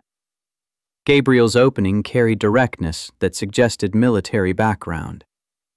"Catherine said she gave you the flight test data. I want you to know that everything on that drive about the engine failures is accurate. I nearly died when that prototype grenaded itself at cruise altitude." The thermal instabilities in Evan's modified design are fundamental, not something that can be patched with software updates or minor adjustments. The whole concept is flawed. Marcus gestured to his office, seeking privacy for a conversation that could have legal implications. "Walk me through what happened. Technical details, not summary." Inside the small office, Gabriel settled into the visitor chair with the ease of someone comfortable in confined spaces. "We were running acceptance testing on Sterling's EcoJet prototype, standard protocol for validating performance specifications. Everything looked normal through takeoff and initial climb. At 28,000 feet, I advanced to cruise power settings, 85% thrust, standard configuration for efficiency testing." His hands moved as he spoke, sketching invisible shapes that mapped the technical sequence. Exhaust gas temperatures started climbing outside normal parameters within 30 seconds. I reduced power, assuming we had an instrumentation error, but the climb continued. By the time I called abort and initiated shutdown, we were 15 degrees over the thermal limit for the turbine materials. Another 20 seconds, and we would have had catastrophic blade failure at altitude. Marcus pulled out a notepad, sketching the turbine cross-section from memory. Where specifically was the thermal accumulation occurring? Gabriel leaned forward, examining the sketch. Primary issue was in the high-pressure turbine section, exactly where Evan modified your original bypass geometry. Your design routed cooling airflow through specific passages that maintained thermal boundaries. His modifications disrupted that airflow pattern, created hot spots that the materials can't sustain under continuous operation. The technical explanation aligned with Marcus's own analysis of the EcoJet specifications he'd reviewed after Sterling's announcement. The 15% modification Evan had ordered, ostensibly to avoid direct patent infringement, had eliminated critical cooling passages that Marcus had spent months optimizing. A competent thermodynamics engineer would have caught the problem immediately, but Evan had apparently ordered the changes without consulting his technical team or running proper validation analysis. Marcus's voice carried the flat certainty of an engineer identifying catastrophic design flaws. That engine can't be fixed with minor modifications. The entire high-pressure section needs redesign to restore proper thermal management. We're talking months of engineering work and complete prototype rebuild. Gabriel nodded, his expression grim, which is why Evan ordered the test data suppressed and told the team to proceed with production planning. He's betting he can secure enough contracts and initial payments before anyone discovers the engine doesn't work as advertised. By the time customers start experiencing failures, he hopes to have enough cash reserves to survive the lawsuits and recalls. The calculated cynicism of the strategy was breathtaking, knowingly selling defective engines that could fail catastrophically in flight, gambling that short-term cash infusion would offset long-term liability. Marcus had spent 20 years in military aviation, where safety protocols were sacred, where every component underwent rigorous testing because lives depended on reliability. The idea of deliberately fielding equipment known to be dangerous violated every principle he'd absorbed in 2 decades of service. His response came cold, with controlled fury. "You're willing to testify to this? On record? With the FAA? Potentially in court?" Gabriel's answer carried matching intensity. "I'm a test pilot, Marcus. My job is identifying problems before they kill people. Evan tried to make me complicit in covering up a design flaw that could down aircraft and murder passengers. I quit Sterling 2 days after that flight, and I'm prepared to tell anyone who'll listen exactly why their EcoJet is a death trap waiting to happen." The commitment was valuable, but carried risk. Gabriel's testimony alone might not overcome Sterling's resources and legal maneuvering. Combined with the technical data Catherine had provided, verified by independent experts, and supported by Marcus's own engineering analysis, it became devastating evidence of corporate fraud and reckless endangerment. Marcus made his decision with the same calculation he'd used planning maintenance procedures under combat conditions. "I'm having forensic experts verify the data Catherine gave me. If it checks out, if everything you're telling me is supported by that evidence, we go to the FAA together. Your testimony as test pilot who experienced the failure, my analysis as the engineer who developed the original functional design, Catherine's internal documents proving Evan knew about the problems. That's enough to trigger a formal investigation and ground Sterling's production program." Gabriel extended his hand across the desk, the gesture carrying military formality. "I'm with you. Whatever you need, technical testimony, flight data, detailed failure analysis, I'll provide it. Evan Sterling doesn't get to kill people to save his company's stock price." The alliance felt solid in ways Marcus's relationship with Catherine never had, built on shared professional standards rather than romantic deception. 2 men who'd spent careers in aviation safety, facing corporate corruption that threatened to undermine the industry's fundamental integrity. The fight had shifted from personal vindication to professional obligation, from recovering stolen intellectual property to preventing potential disasters that could kill innocent passengers. Miller called that afternoon with preliminary analysis of the USB drive's contents. The metadata checks out as authentic. Files were created on Sterling's internal servers, email headers show legitimate routing through their corporate network, technical data matches known Sterling formats and protocols. I've sent the flight test telemetry to an independent aerospace engineer for verification, but initial review suggests this is genuine documentation of serious design flaws. Marcus felt tension he hadn't realized he'd been carrying start to release. So Catherine was telling the truth. Evan really did build a defective engine and tried to cover it up. Miller's voice carried lawyer caution. "The evidence suggests that, yes, but we still need expert verification of the technical claims before we approach the FAA. If we accuse Sterling of building dangerous engines and we're wrong, They'll bury us in defamation suits. We need absolutely bulletproof analysis before we make any public allegations. The conversation continued through verification protocols and expert selection, Miller's methodical approach to evidence authentication providing structure to what could otherwise become reckless accusations. By the time Marcus hung up, a plan had formed. 2 weeks for comprehensive technical review, coordination with Gabriel's testimony, compilation of evidence that would survive Sterling's inevitable challenges. Then a formal submission to the FAA's certification office, triggering investigation that would ground the EcoJet program and validate Marcus's original design. Lily came home from school to find her father at the kitchen table, surrounded by technical documents and legal notepads, the visual manifestation of strategy that had evolved from defensive litigation to offensive revelation.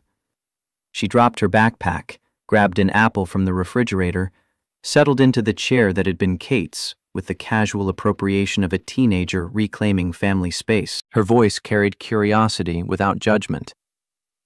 Good news or bad news? Marcus looked up from computational fluid dynamics analysis, seeing his daughter's face and finding Sarah's intelligence looking back at him. Complicated news. Catherine gave us evidence that Sterling's version of my engine doesn't work, that it's actually dangerous. Gabriel Wolf is willing to testify about nearly dying during test flights. If the experts verify everything, we can go to the FAA instead of fighting through years of litigation. Lily processed the information with her usual quick analysis. So we win without spending the college fund on lawyers? The summary was reductive but essentially accurate. Maybe. If the evidence holds up, if the FAA takes it seriously, if Sterling can't find a way to discredit us before the investigation concludes. But yeah, it's a path to victory that doesn't require bankrupting ourselves first. Lily's smile carried relief and something fiercer, the satisfaction of seeing justice become possible. Then we follow that path. And Dad, when this is over, when people know you invented that engine design, you're going to be the one with companies offering contracts and research funding. Not Sterling. You. The expert verification took 12 days that stretched like months, each morning bringing Marcus to his computer to check for updates from the aerospace engineers and metallurgists Miller had hired to analyze Catherine's evidence. The technical reports arrived in fragments, thermal analysis confirming Gabriel's description of hotspot formation, material stress calculations validating the catastrophic failure risk, independent review of the test flight telemetry showing exhaust gas temperatures that exceeded design limits by margins no competent engineer would accept. Every piece strengthened the case that Sterling's EcoJet was fundamentally flawed, that Evan had knowingly suppressed safety data, that lives were at risk if the engine reached production. Miller's call came on day 13, his voice carrying the satisfaction of a lawyer who'd built an unassailable case. We have everything we need. 3 independent experts confirm the thermal instabilities would cause turbine blade failure under sustained cruise operation. The flight test data is authentic, unaltered, shows exactly what Gabriel described. Email evidence proves Evan ordered suppression of the safety findings. Marcus, this is smoking gun documentation of fraud and reckless endangerment. Marcus stood in his garage workshop, the space he'd converted into a home engineering lab years ago when Montgomery's budget constraints had pushed personal research to off hours. Tools hung on pegboards, a small lathe occupied one corner, CAD workstation sat on a desk assembled from salvaged aircraft mounting hardware. The physical manifestation of his career, the place where he'd developed the bypass duct design that had started this entire catastrophe. His response came measured, despite the adrenaline spiking through his system. What's the next step? How do we get this to the FAA without Sterling burying it? Miller had clearly anticipated the question, his answer immediate. Formal submission to the Aircraft Certification Office with copies to the Office of Accident Investigation.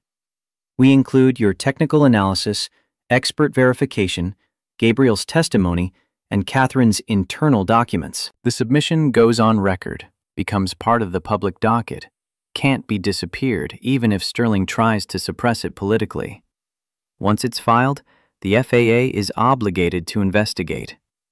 The mechanism was elegant in its simplicity. Use Sterling's own documentation against them, leverage the regulatory system's transparency requirements, force investigation through formal channels that resisted corporate influence, not litigation that Sterling could outlast through superior resources, but regulatory action that threatened their certification authority and ability to sell aircraft engines in the United States market. Marcus felt strategy crystallize, the scattered pieces of the past month organizing into coherent action. How long until we can file? Miller's keyboard clicked in the background, schedule coordination happening in real time. I need 2 days to format the submission properly, compile exhibits, draft the technical summary. Gabriel needs to provide sworn testimony.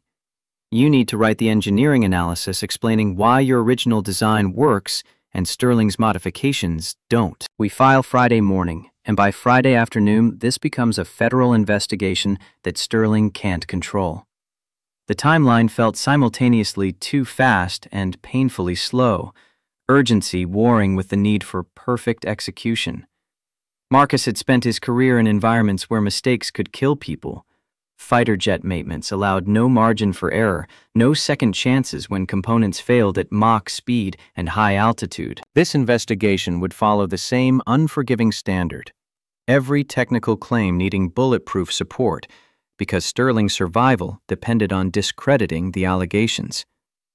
He spent the next 48 hours writing technical analysis that translated complex thermodynamics into language regulators could understand without sacrificing engineering precision. The document grew to 37 pages of calculations and diagrams, each section building the argument that his original bypass duct design had achieved thermal management through careful airflow optimization, that Sterling's modifications had eliminated critical cooling passages, that the resulting hotspots would cause material failure under operational stress. He included computational fluid dynamics models, finite element analysis of thermal loads, metallurgical data on turbine blade temperature limits. Evidence so comprehensive that any engineer reviewing it would reach the same conclusion. Sterling's engine was a disaster waiting to happen.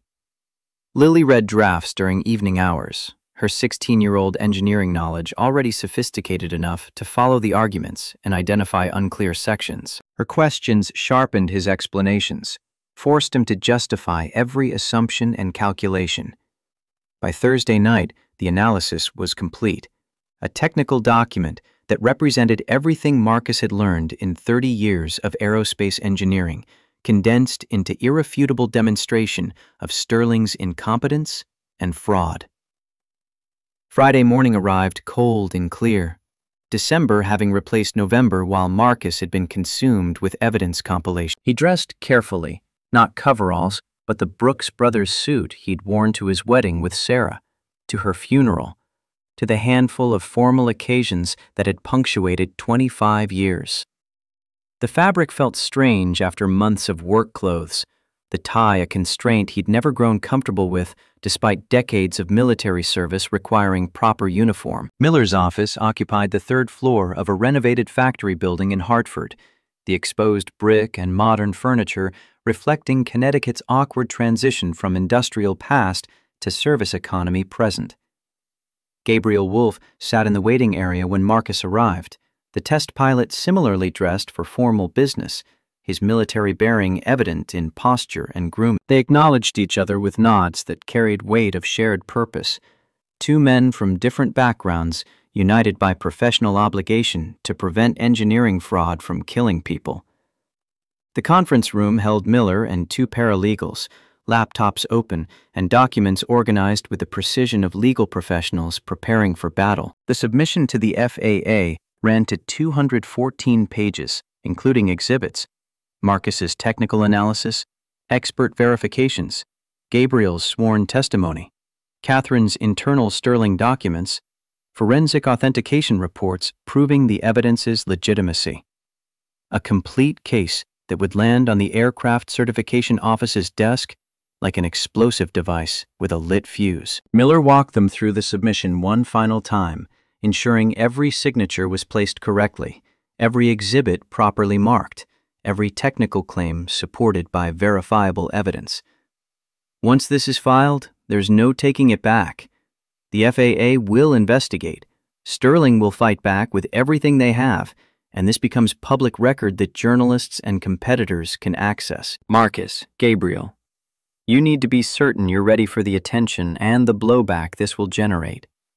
Marcus thought about Lily's college fund still intact because they'd found a path that didn't require litigation, about the 3,000 Sterling employees who deserved better than working for a company building dangerous engines, about the passengers who would fly on aircraft powered by technology designed to fail catastrophically. The decision had stopped being personal somewhere during the expert verification process, had transformed into professional obligation that transcended revenge or vindication.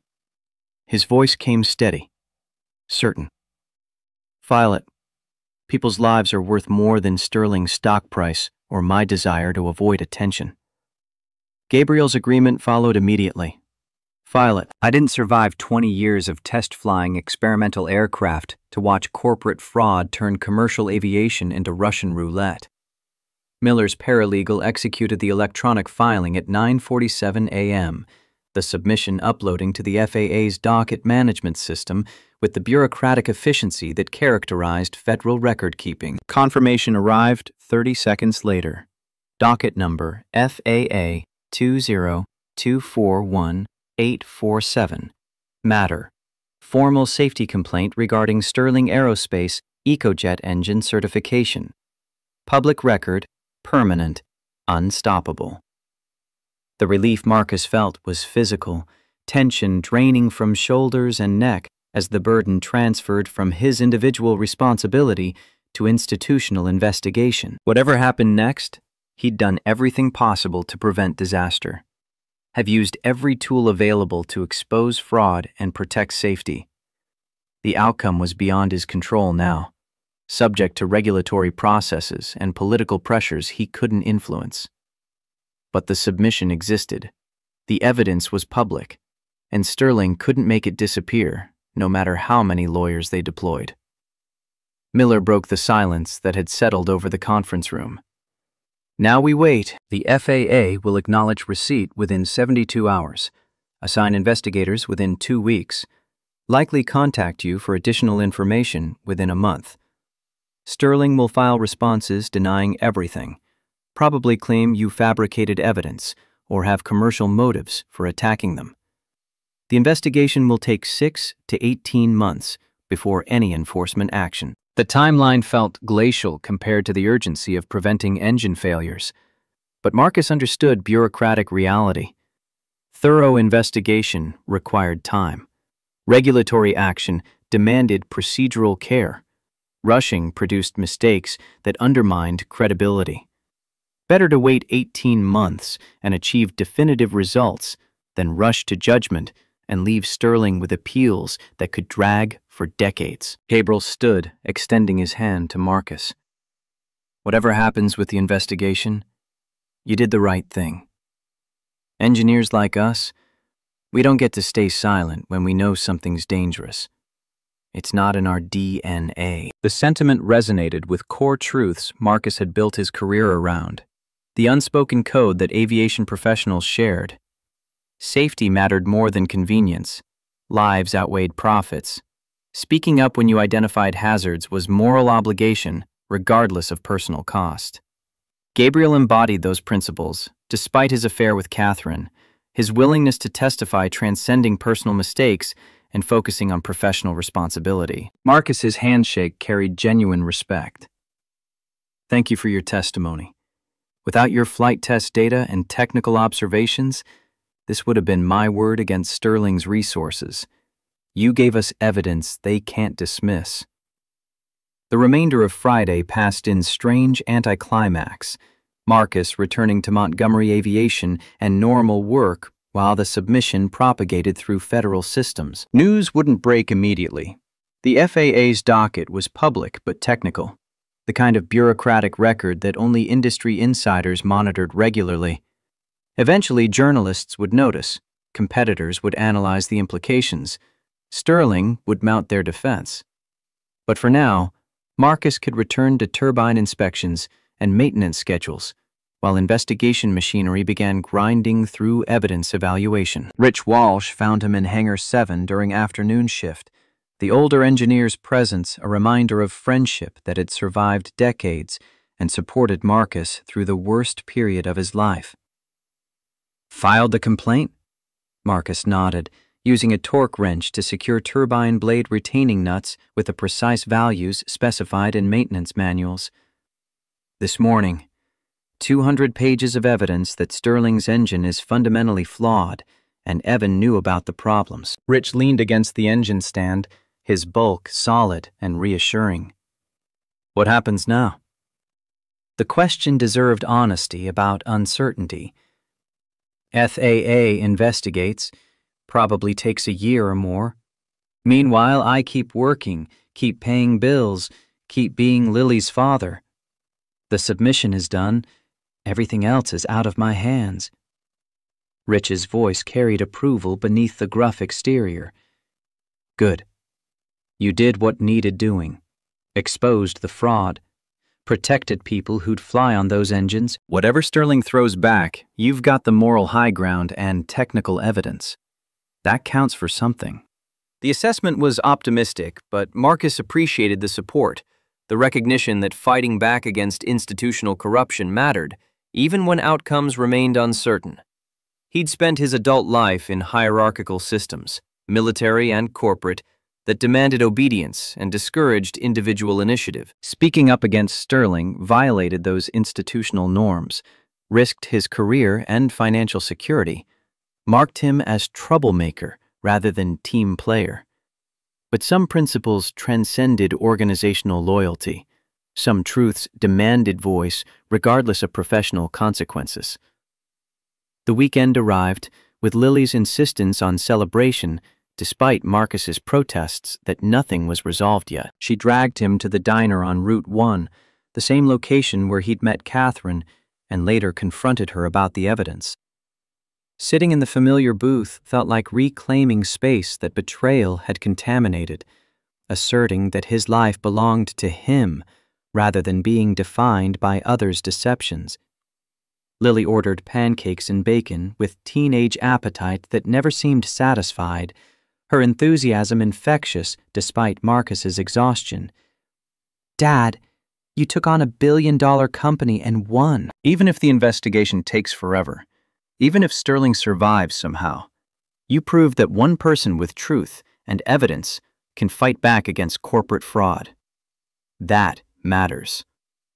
The conviction in her voice, the absolute certainty that his actions carried meaning beyond immediate outcomes, reminded Marcus why he'd survived Sarah's death and the years of single parenthood. Lily had learned to see challenges as problems requiring solutions, rather than obstacles justifying surrender, had absorbed resilience through watching her father refuse to quit when situations looked impossible. Now she was reflecting that lesson back, reminding him that the fight itself demonstrated values worth preserving. His response came quieter than her enthusiasm warranted. "I just did what any competent engineer would do when they identified safety problems. Nothing heroic about it." Lily's expression shifted, teenage lightness replaced by surprising maturity. "That's exactly what makes it heroic, Dad. You didn't do it for glory or revenge. You did it because it was right, because people's lives mattered more than your comfort or safety. That's the definition of integrity." The conversation continued through breakfast, Lily updating him on college applications and engineering projects, while Marcus tried to maintain normalcy despite the upheaval of recent months. MIT and Caltech remained her top choices, both schools representing pathways to aerospace engineering careers that would dwarf anything Marcus had achieved. He'd built engines and maintained aircraft, had contributed incremental improvements to existing technology. Lily would design the next generation of propulsion systems, would push boundaries Marcus could only imagine from his position in the industry's maintenance tier. Pride mixed with melancholy, the bittersweet recognition that his daughter was surpassing him academically and professionally while still needing him as father and anchor. Sarah would have handled this transition better, would have known how to celebrate Lily's achievements while managing her own emotions about their daughter's approaching independence. Marcus stumbled through parenting by instinct and stubborn persistence, hoping competence at engineering translated somehow to adequacy at fatherhood. Monday brought the first public response to the FAA submission, a terse statement from Sterling Aerospace calling the allegations baseless and motivated by commercial jealousy. Their PR team had clearly prepared for this possibility, the response generic enough to work for any complaint while avoiding specific engagement with the technical evidence. Industry publications picked up the story, aerospace trade journals running articles about the safety complaint against Sterling's new engine program. Marcus's name appeared in the coverage, described variously as former Sterling consultant, independent engineer, or disgruntled inventor, depending on which narrative the publication favored. The attention felt invasive. Journalists calling Montgomery Aviation and Marcus's home number seeking comment or additional details. Miller had prepared him for media interest, advised saying nothing that could compromise the investigation or provide Sterling with ammunition for defamation claims. Marcus followed the guidance, declining all interview requests and referring reporters to the public docket, where his technical analysis was available for review. Catherine called Tuesday evening, her voice carrying exhaustion that suggested she'd spent days managing Sterling's internal crisis. The board is in chaos. Evan is trying to blame me for the leaked documents, claiming I sabotaged the company out of personal vendetta. I've resigned as COO effective immediately, before he could fire me publicly. Marcus felt no satisfaction at her professional destruction, just weary recognition that consequences were spreading beyond the people who'd initiated the fraud. What will you do? The question seemed to surprise her, silence stretching before she answered. I don't know yet.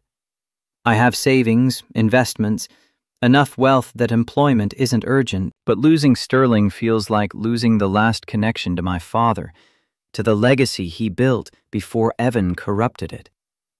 I know that sounds privileged when you're fighting to keep your house, but it's still loss. The comparison was absurd.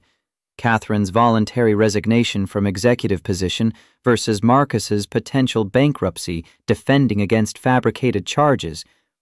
But he understood grief transcended economic circumstances. She'd watched her family company decay into corruption, had participated in that corruption through weakness and misplaced loyalty, now faced consequences that included professional exile and reputational damage.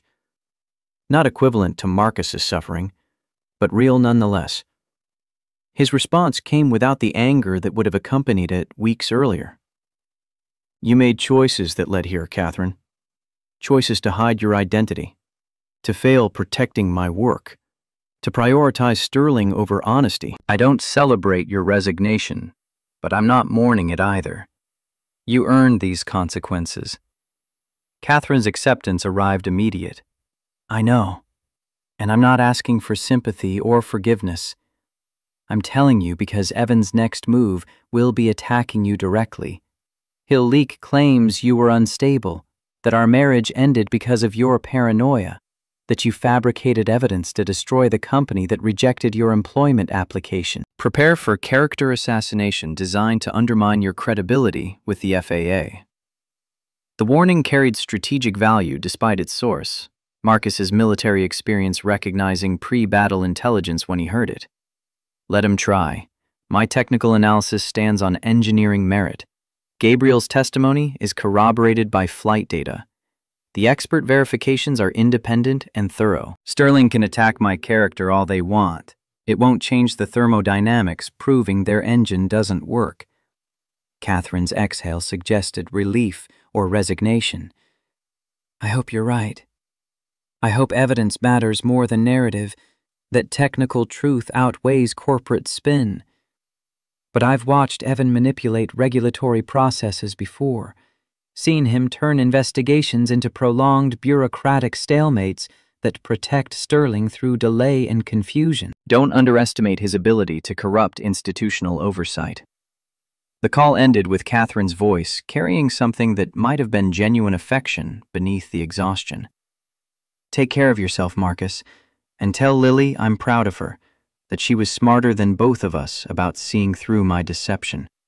She deserves better than having her trust betrayed by someone she welcomed into her family. Marcus sat with the phone in his hand long after the connection ended, processing the strange trajectory that had brought him from divorce humiliation to federal investigation to this moment of exhausted recognition that Catherine had been both perpetrator and victim of the same institutional corruption.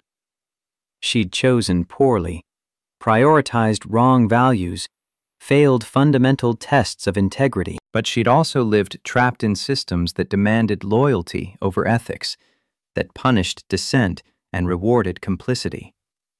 Understanding her situation didn't excuse her choices, but it complicated the narrative of pure villainy Marcus had constructed to protect himself from acknowledging he'd loved someone capable of such sustained deception. December progressed toward Christmas, with Marcus maintaining careful routine: work at Montgomery, evenings with Lily, weekend hours in his garage workshop developing new propulsion concepts that might someday compensate for the engine design Sterling had stolen.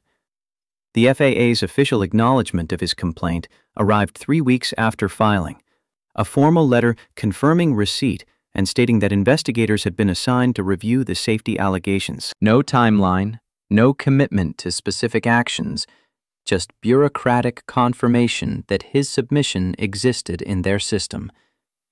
Sterling's counter-narrative intensified through industry publications and carefully placed media stories.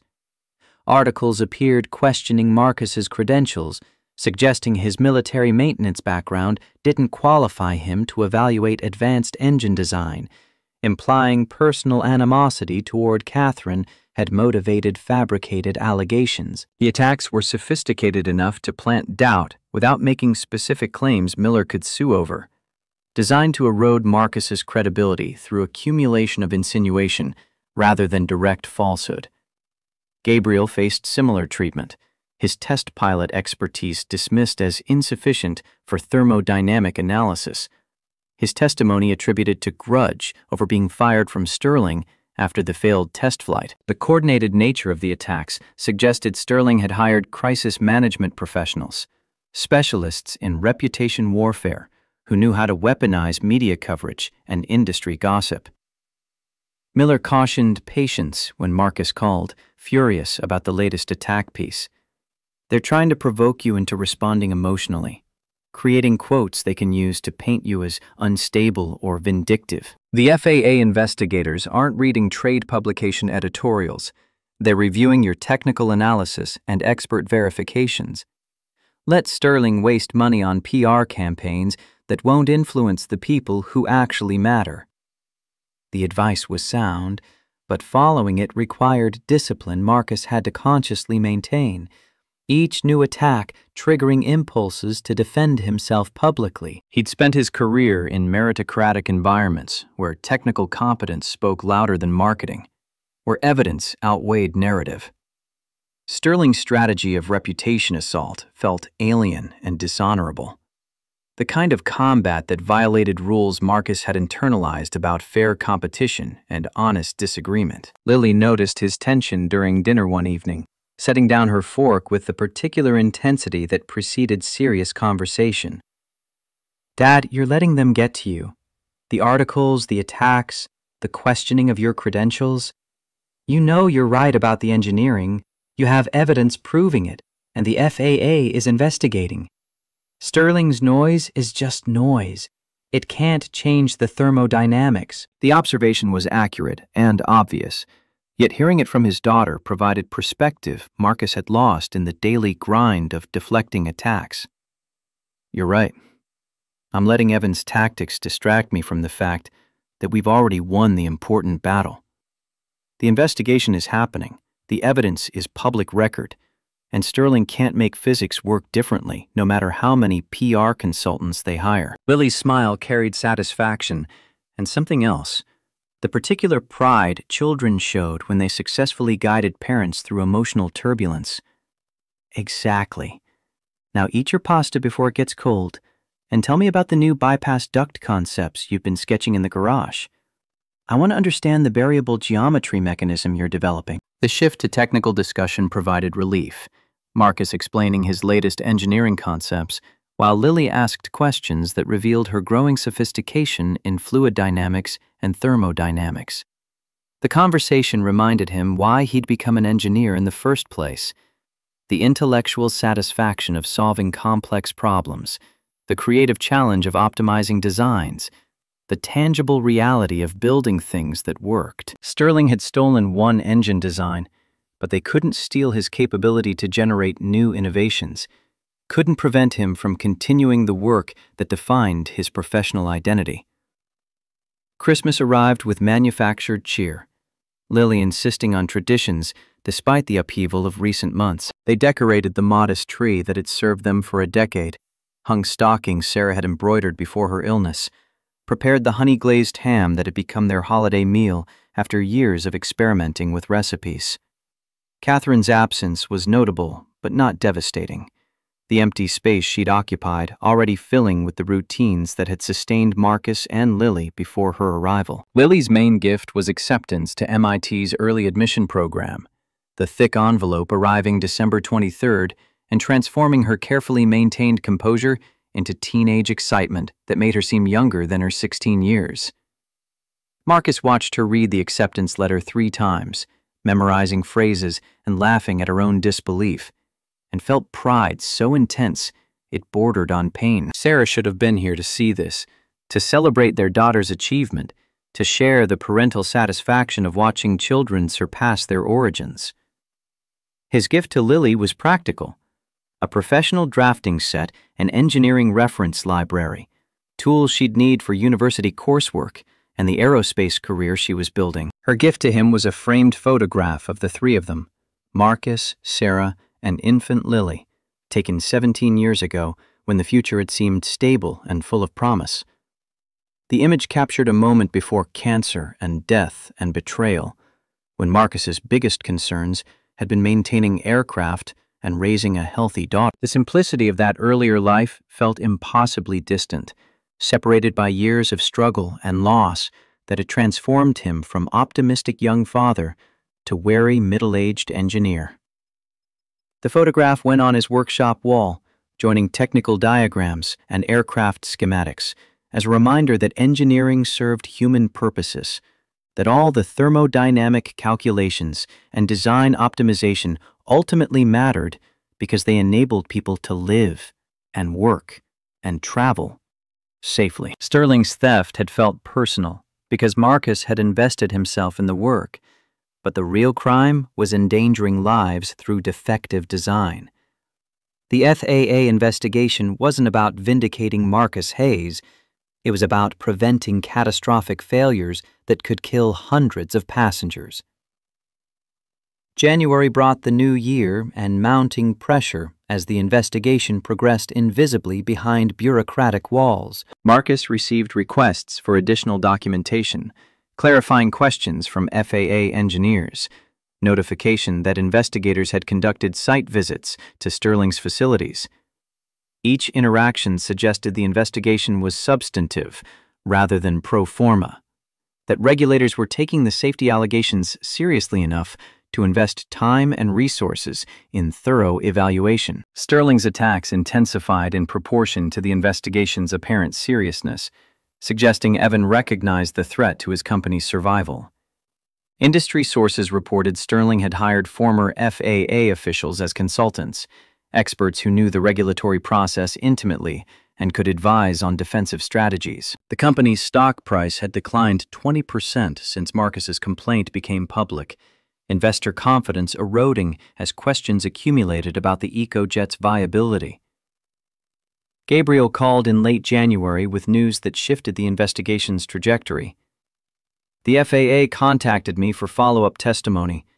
They've reviewed my flight test data, and they want detailed technical debriefing about the engine behavior during the thermal event. Marcus, they're treating this as serious potential airworthiness issue, not just commercial dispute between competitors. The distinction was critical.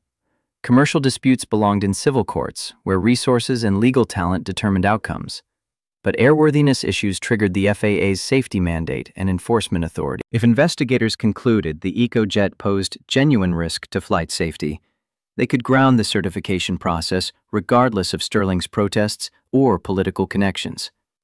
Regulatory authority trumped corporate preference when passenger lives were at stake. Marcus felt strategy crystallizing around regulatory leverage rather than litigation combat. Did they indicate timeline for completing their investigation? Gabriel's response suggested he'd asked the same question. They're being careful not to commit to deadlines, but the lead investigator mentioned wanting to resolve this before Sterling starts production delivery. That gives them maybe 6 months before the company has binding contracts and customer aircraft that complicate any enforcement action. The timeline was aggressive by bureaucratic standards, suggesting the FAA recognized urgency in preventing defective engines from entering commercial service. Marcus's technical analysis and expert verifications had apparently convinced investigators that his allegations deserved thorough evaluation rather than cursory dismissal. Sterling's resources and political connections might slow the process, but they couldn't prevent competent engineers from recognizing fundamental design flaws when presented with comprehensive evidence. February arrived with Connecticut winter in full effect, ice storms and bitter cold that made aircraft maintenance particularly challenging. Marcus worked through frozen mornings and abbreviated daylight, the familiar discomfort of outdoor maintenance in harsh weather somehow grounding after months of regulatory uncertainty. Turbine blades still needed inspection, hydraulic systems still required servicing, aircraft still demanded meticulous care, regardless of investigations and corporate warfare. Rich Walsh appeared at his workstation during a particularly brutal afternoon, the older engineer's presence unusual enough to signal importance. Marcus, you've got visitors in the admin building.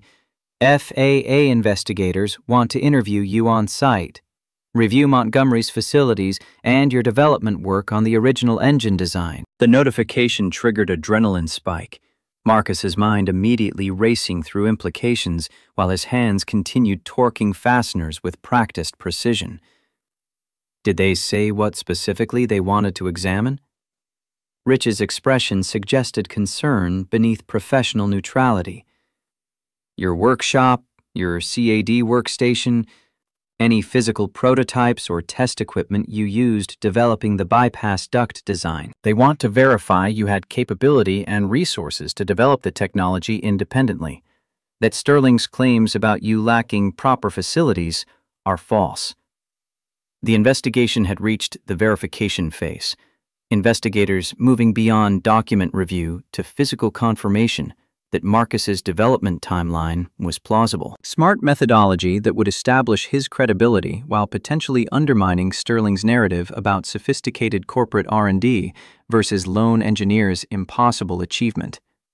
Marcus had spent 2 years developing the bypass duct design using equipment any competent engineer could access, nothing exotic or requiring Sterling's resources, just systematic analysis and careful optimization using standard aerospace engineering tools. He secured the engine panel he'd been working on, signed off the inspection checklist, stripped his coveralls, and cleaned up enough to meet federal investigators without looking like he'd spent the afternoon wrestling frozen machinery. The walk to the administrative building carried nervous energy, awareness that the next few hours could determine whether his evidence was credible enough to overcome Sterling's institutional advantages. The investigators waited in Montgomery's conference room. 2 FAA engineers whose credentials and demeanor suggested serious professional competence rather than bureaucratic box checking. The lead investigator, a woman in her mid-40s named Patricia Chen, extended her hand with grip that conveyed aerospace engineers' practical strength. Mr. Hayes, thank you for meeting with us on short notice. We've reviewed your technical submission and the supporting documentation, and we have questions about your development process and capabilities." Marcus settled into his chair with the same focus he'd brought to military briefings, recognizing this interview would shape the investigation's trajectory. "I'm happy to answer anything you need. My goal is helping you understand the technical issues with Sterling's design modifications, not winning commercial disputes." Chen's expression suggested appreciation for the distinction. "Let's start with your background and qualifications. Walk me through your education, professional experience, and how you developed expertise in turbofan engine thermodynamics." The next 3 hours were the most intense professional interrogation Marcus had experienced since military promotion boards. Chen and her colleagues systematically examining every aspect of his credentials and development work. They questioned his Air Force maintenance experience, his transition to civilian engineering, his methodology for computational fluid dynamics analysis, his access to validation tools and expert consultation. Each answer led to follow-up questions that tested consistency and revealed depth of understanding. Marcus responded with engineering precision, explaining his systematic approach to bypass duct optimization, demonstrating his CAD capabilities on Montgomery's workstation, walking them through the thermal management calculations that had consumed months of iterative refinement. He showed them his workshop with its modest but functional equipment, the hand tools and measurement instruments any competent engineer would recognize as adequate for prototype development and concept validation. Chen's questions sharpened when they reached Sterling's design modifications. "Your analysis claims Sterling's 15% geometry changes eliminated critical cooling passages. Walk me through exactly how you identified those specific passages as critical, and how you validated their thermal performance." The question deserved comprehensive answer, demonstrating engineering rigor rather than speculation. Marcus pulled up his original CFD models, showing the airflow simulations that had revealed optimal cooling passage geometry, explaining the iterative process of testing configurations and measuring thermal distribution.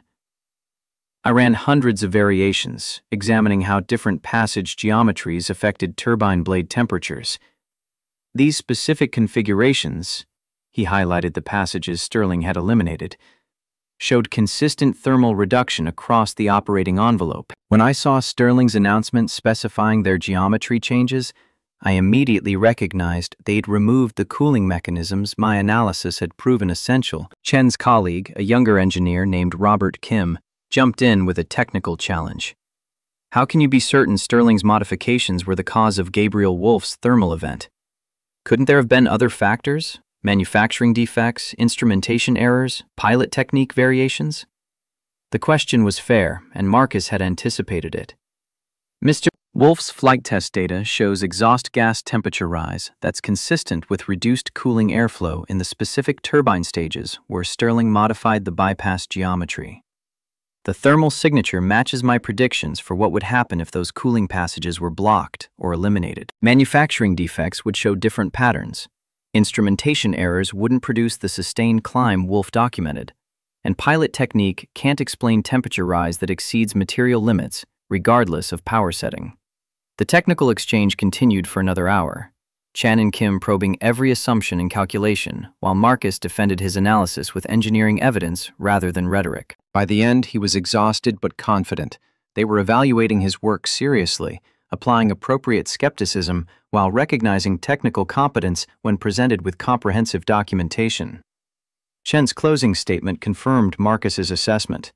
"We'll be conducting similar interviews with Gabriel Wolf and the independent experts who verified your analysis. We'll also be examining Sterling's internal development records and testing protocols. This investigation will take several more months to complete thoroughly. But I want you to know we're treating your safety allegations with the seriousness they deserve. If Sterling's engine poses genuine airworthiness risk, we will take appropriate enforcement action regardless of commercial or political pressure."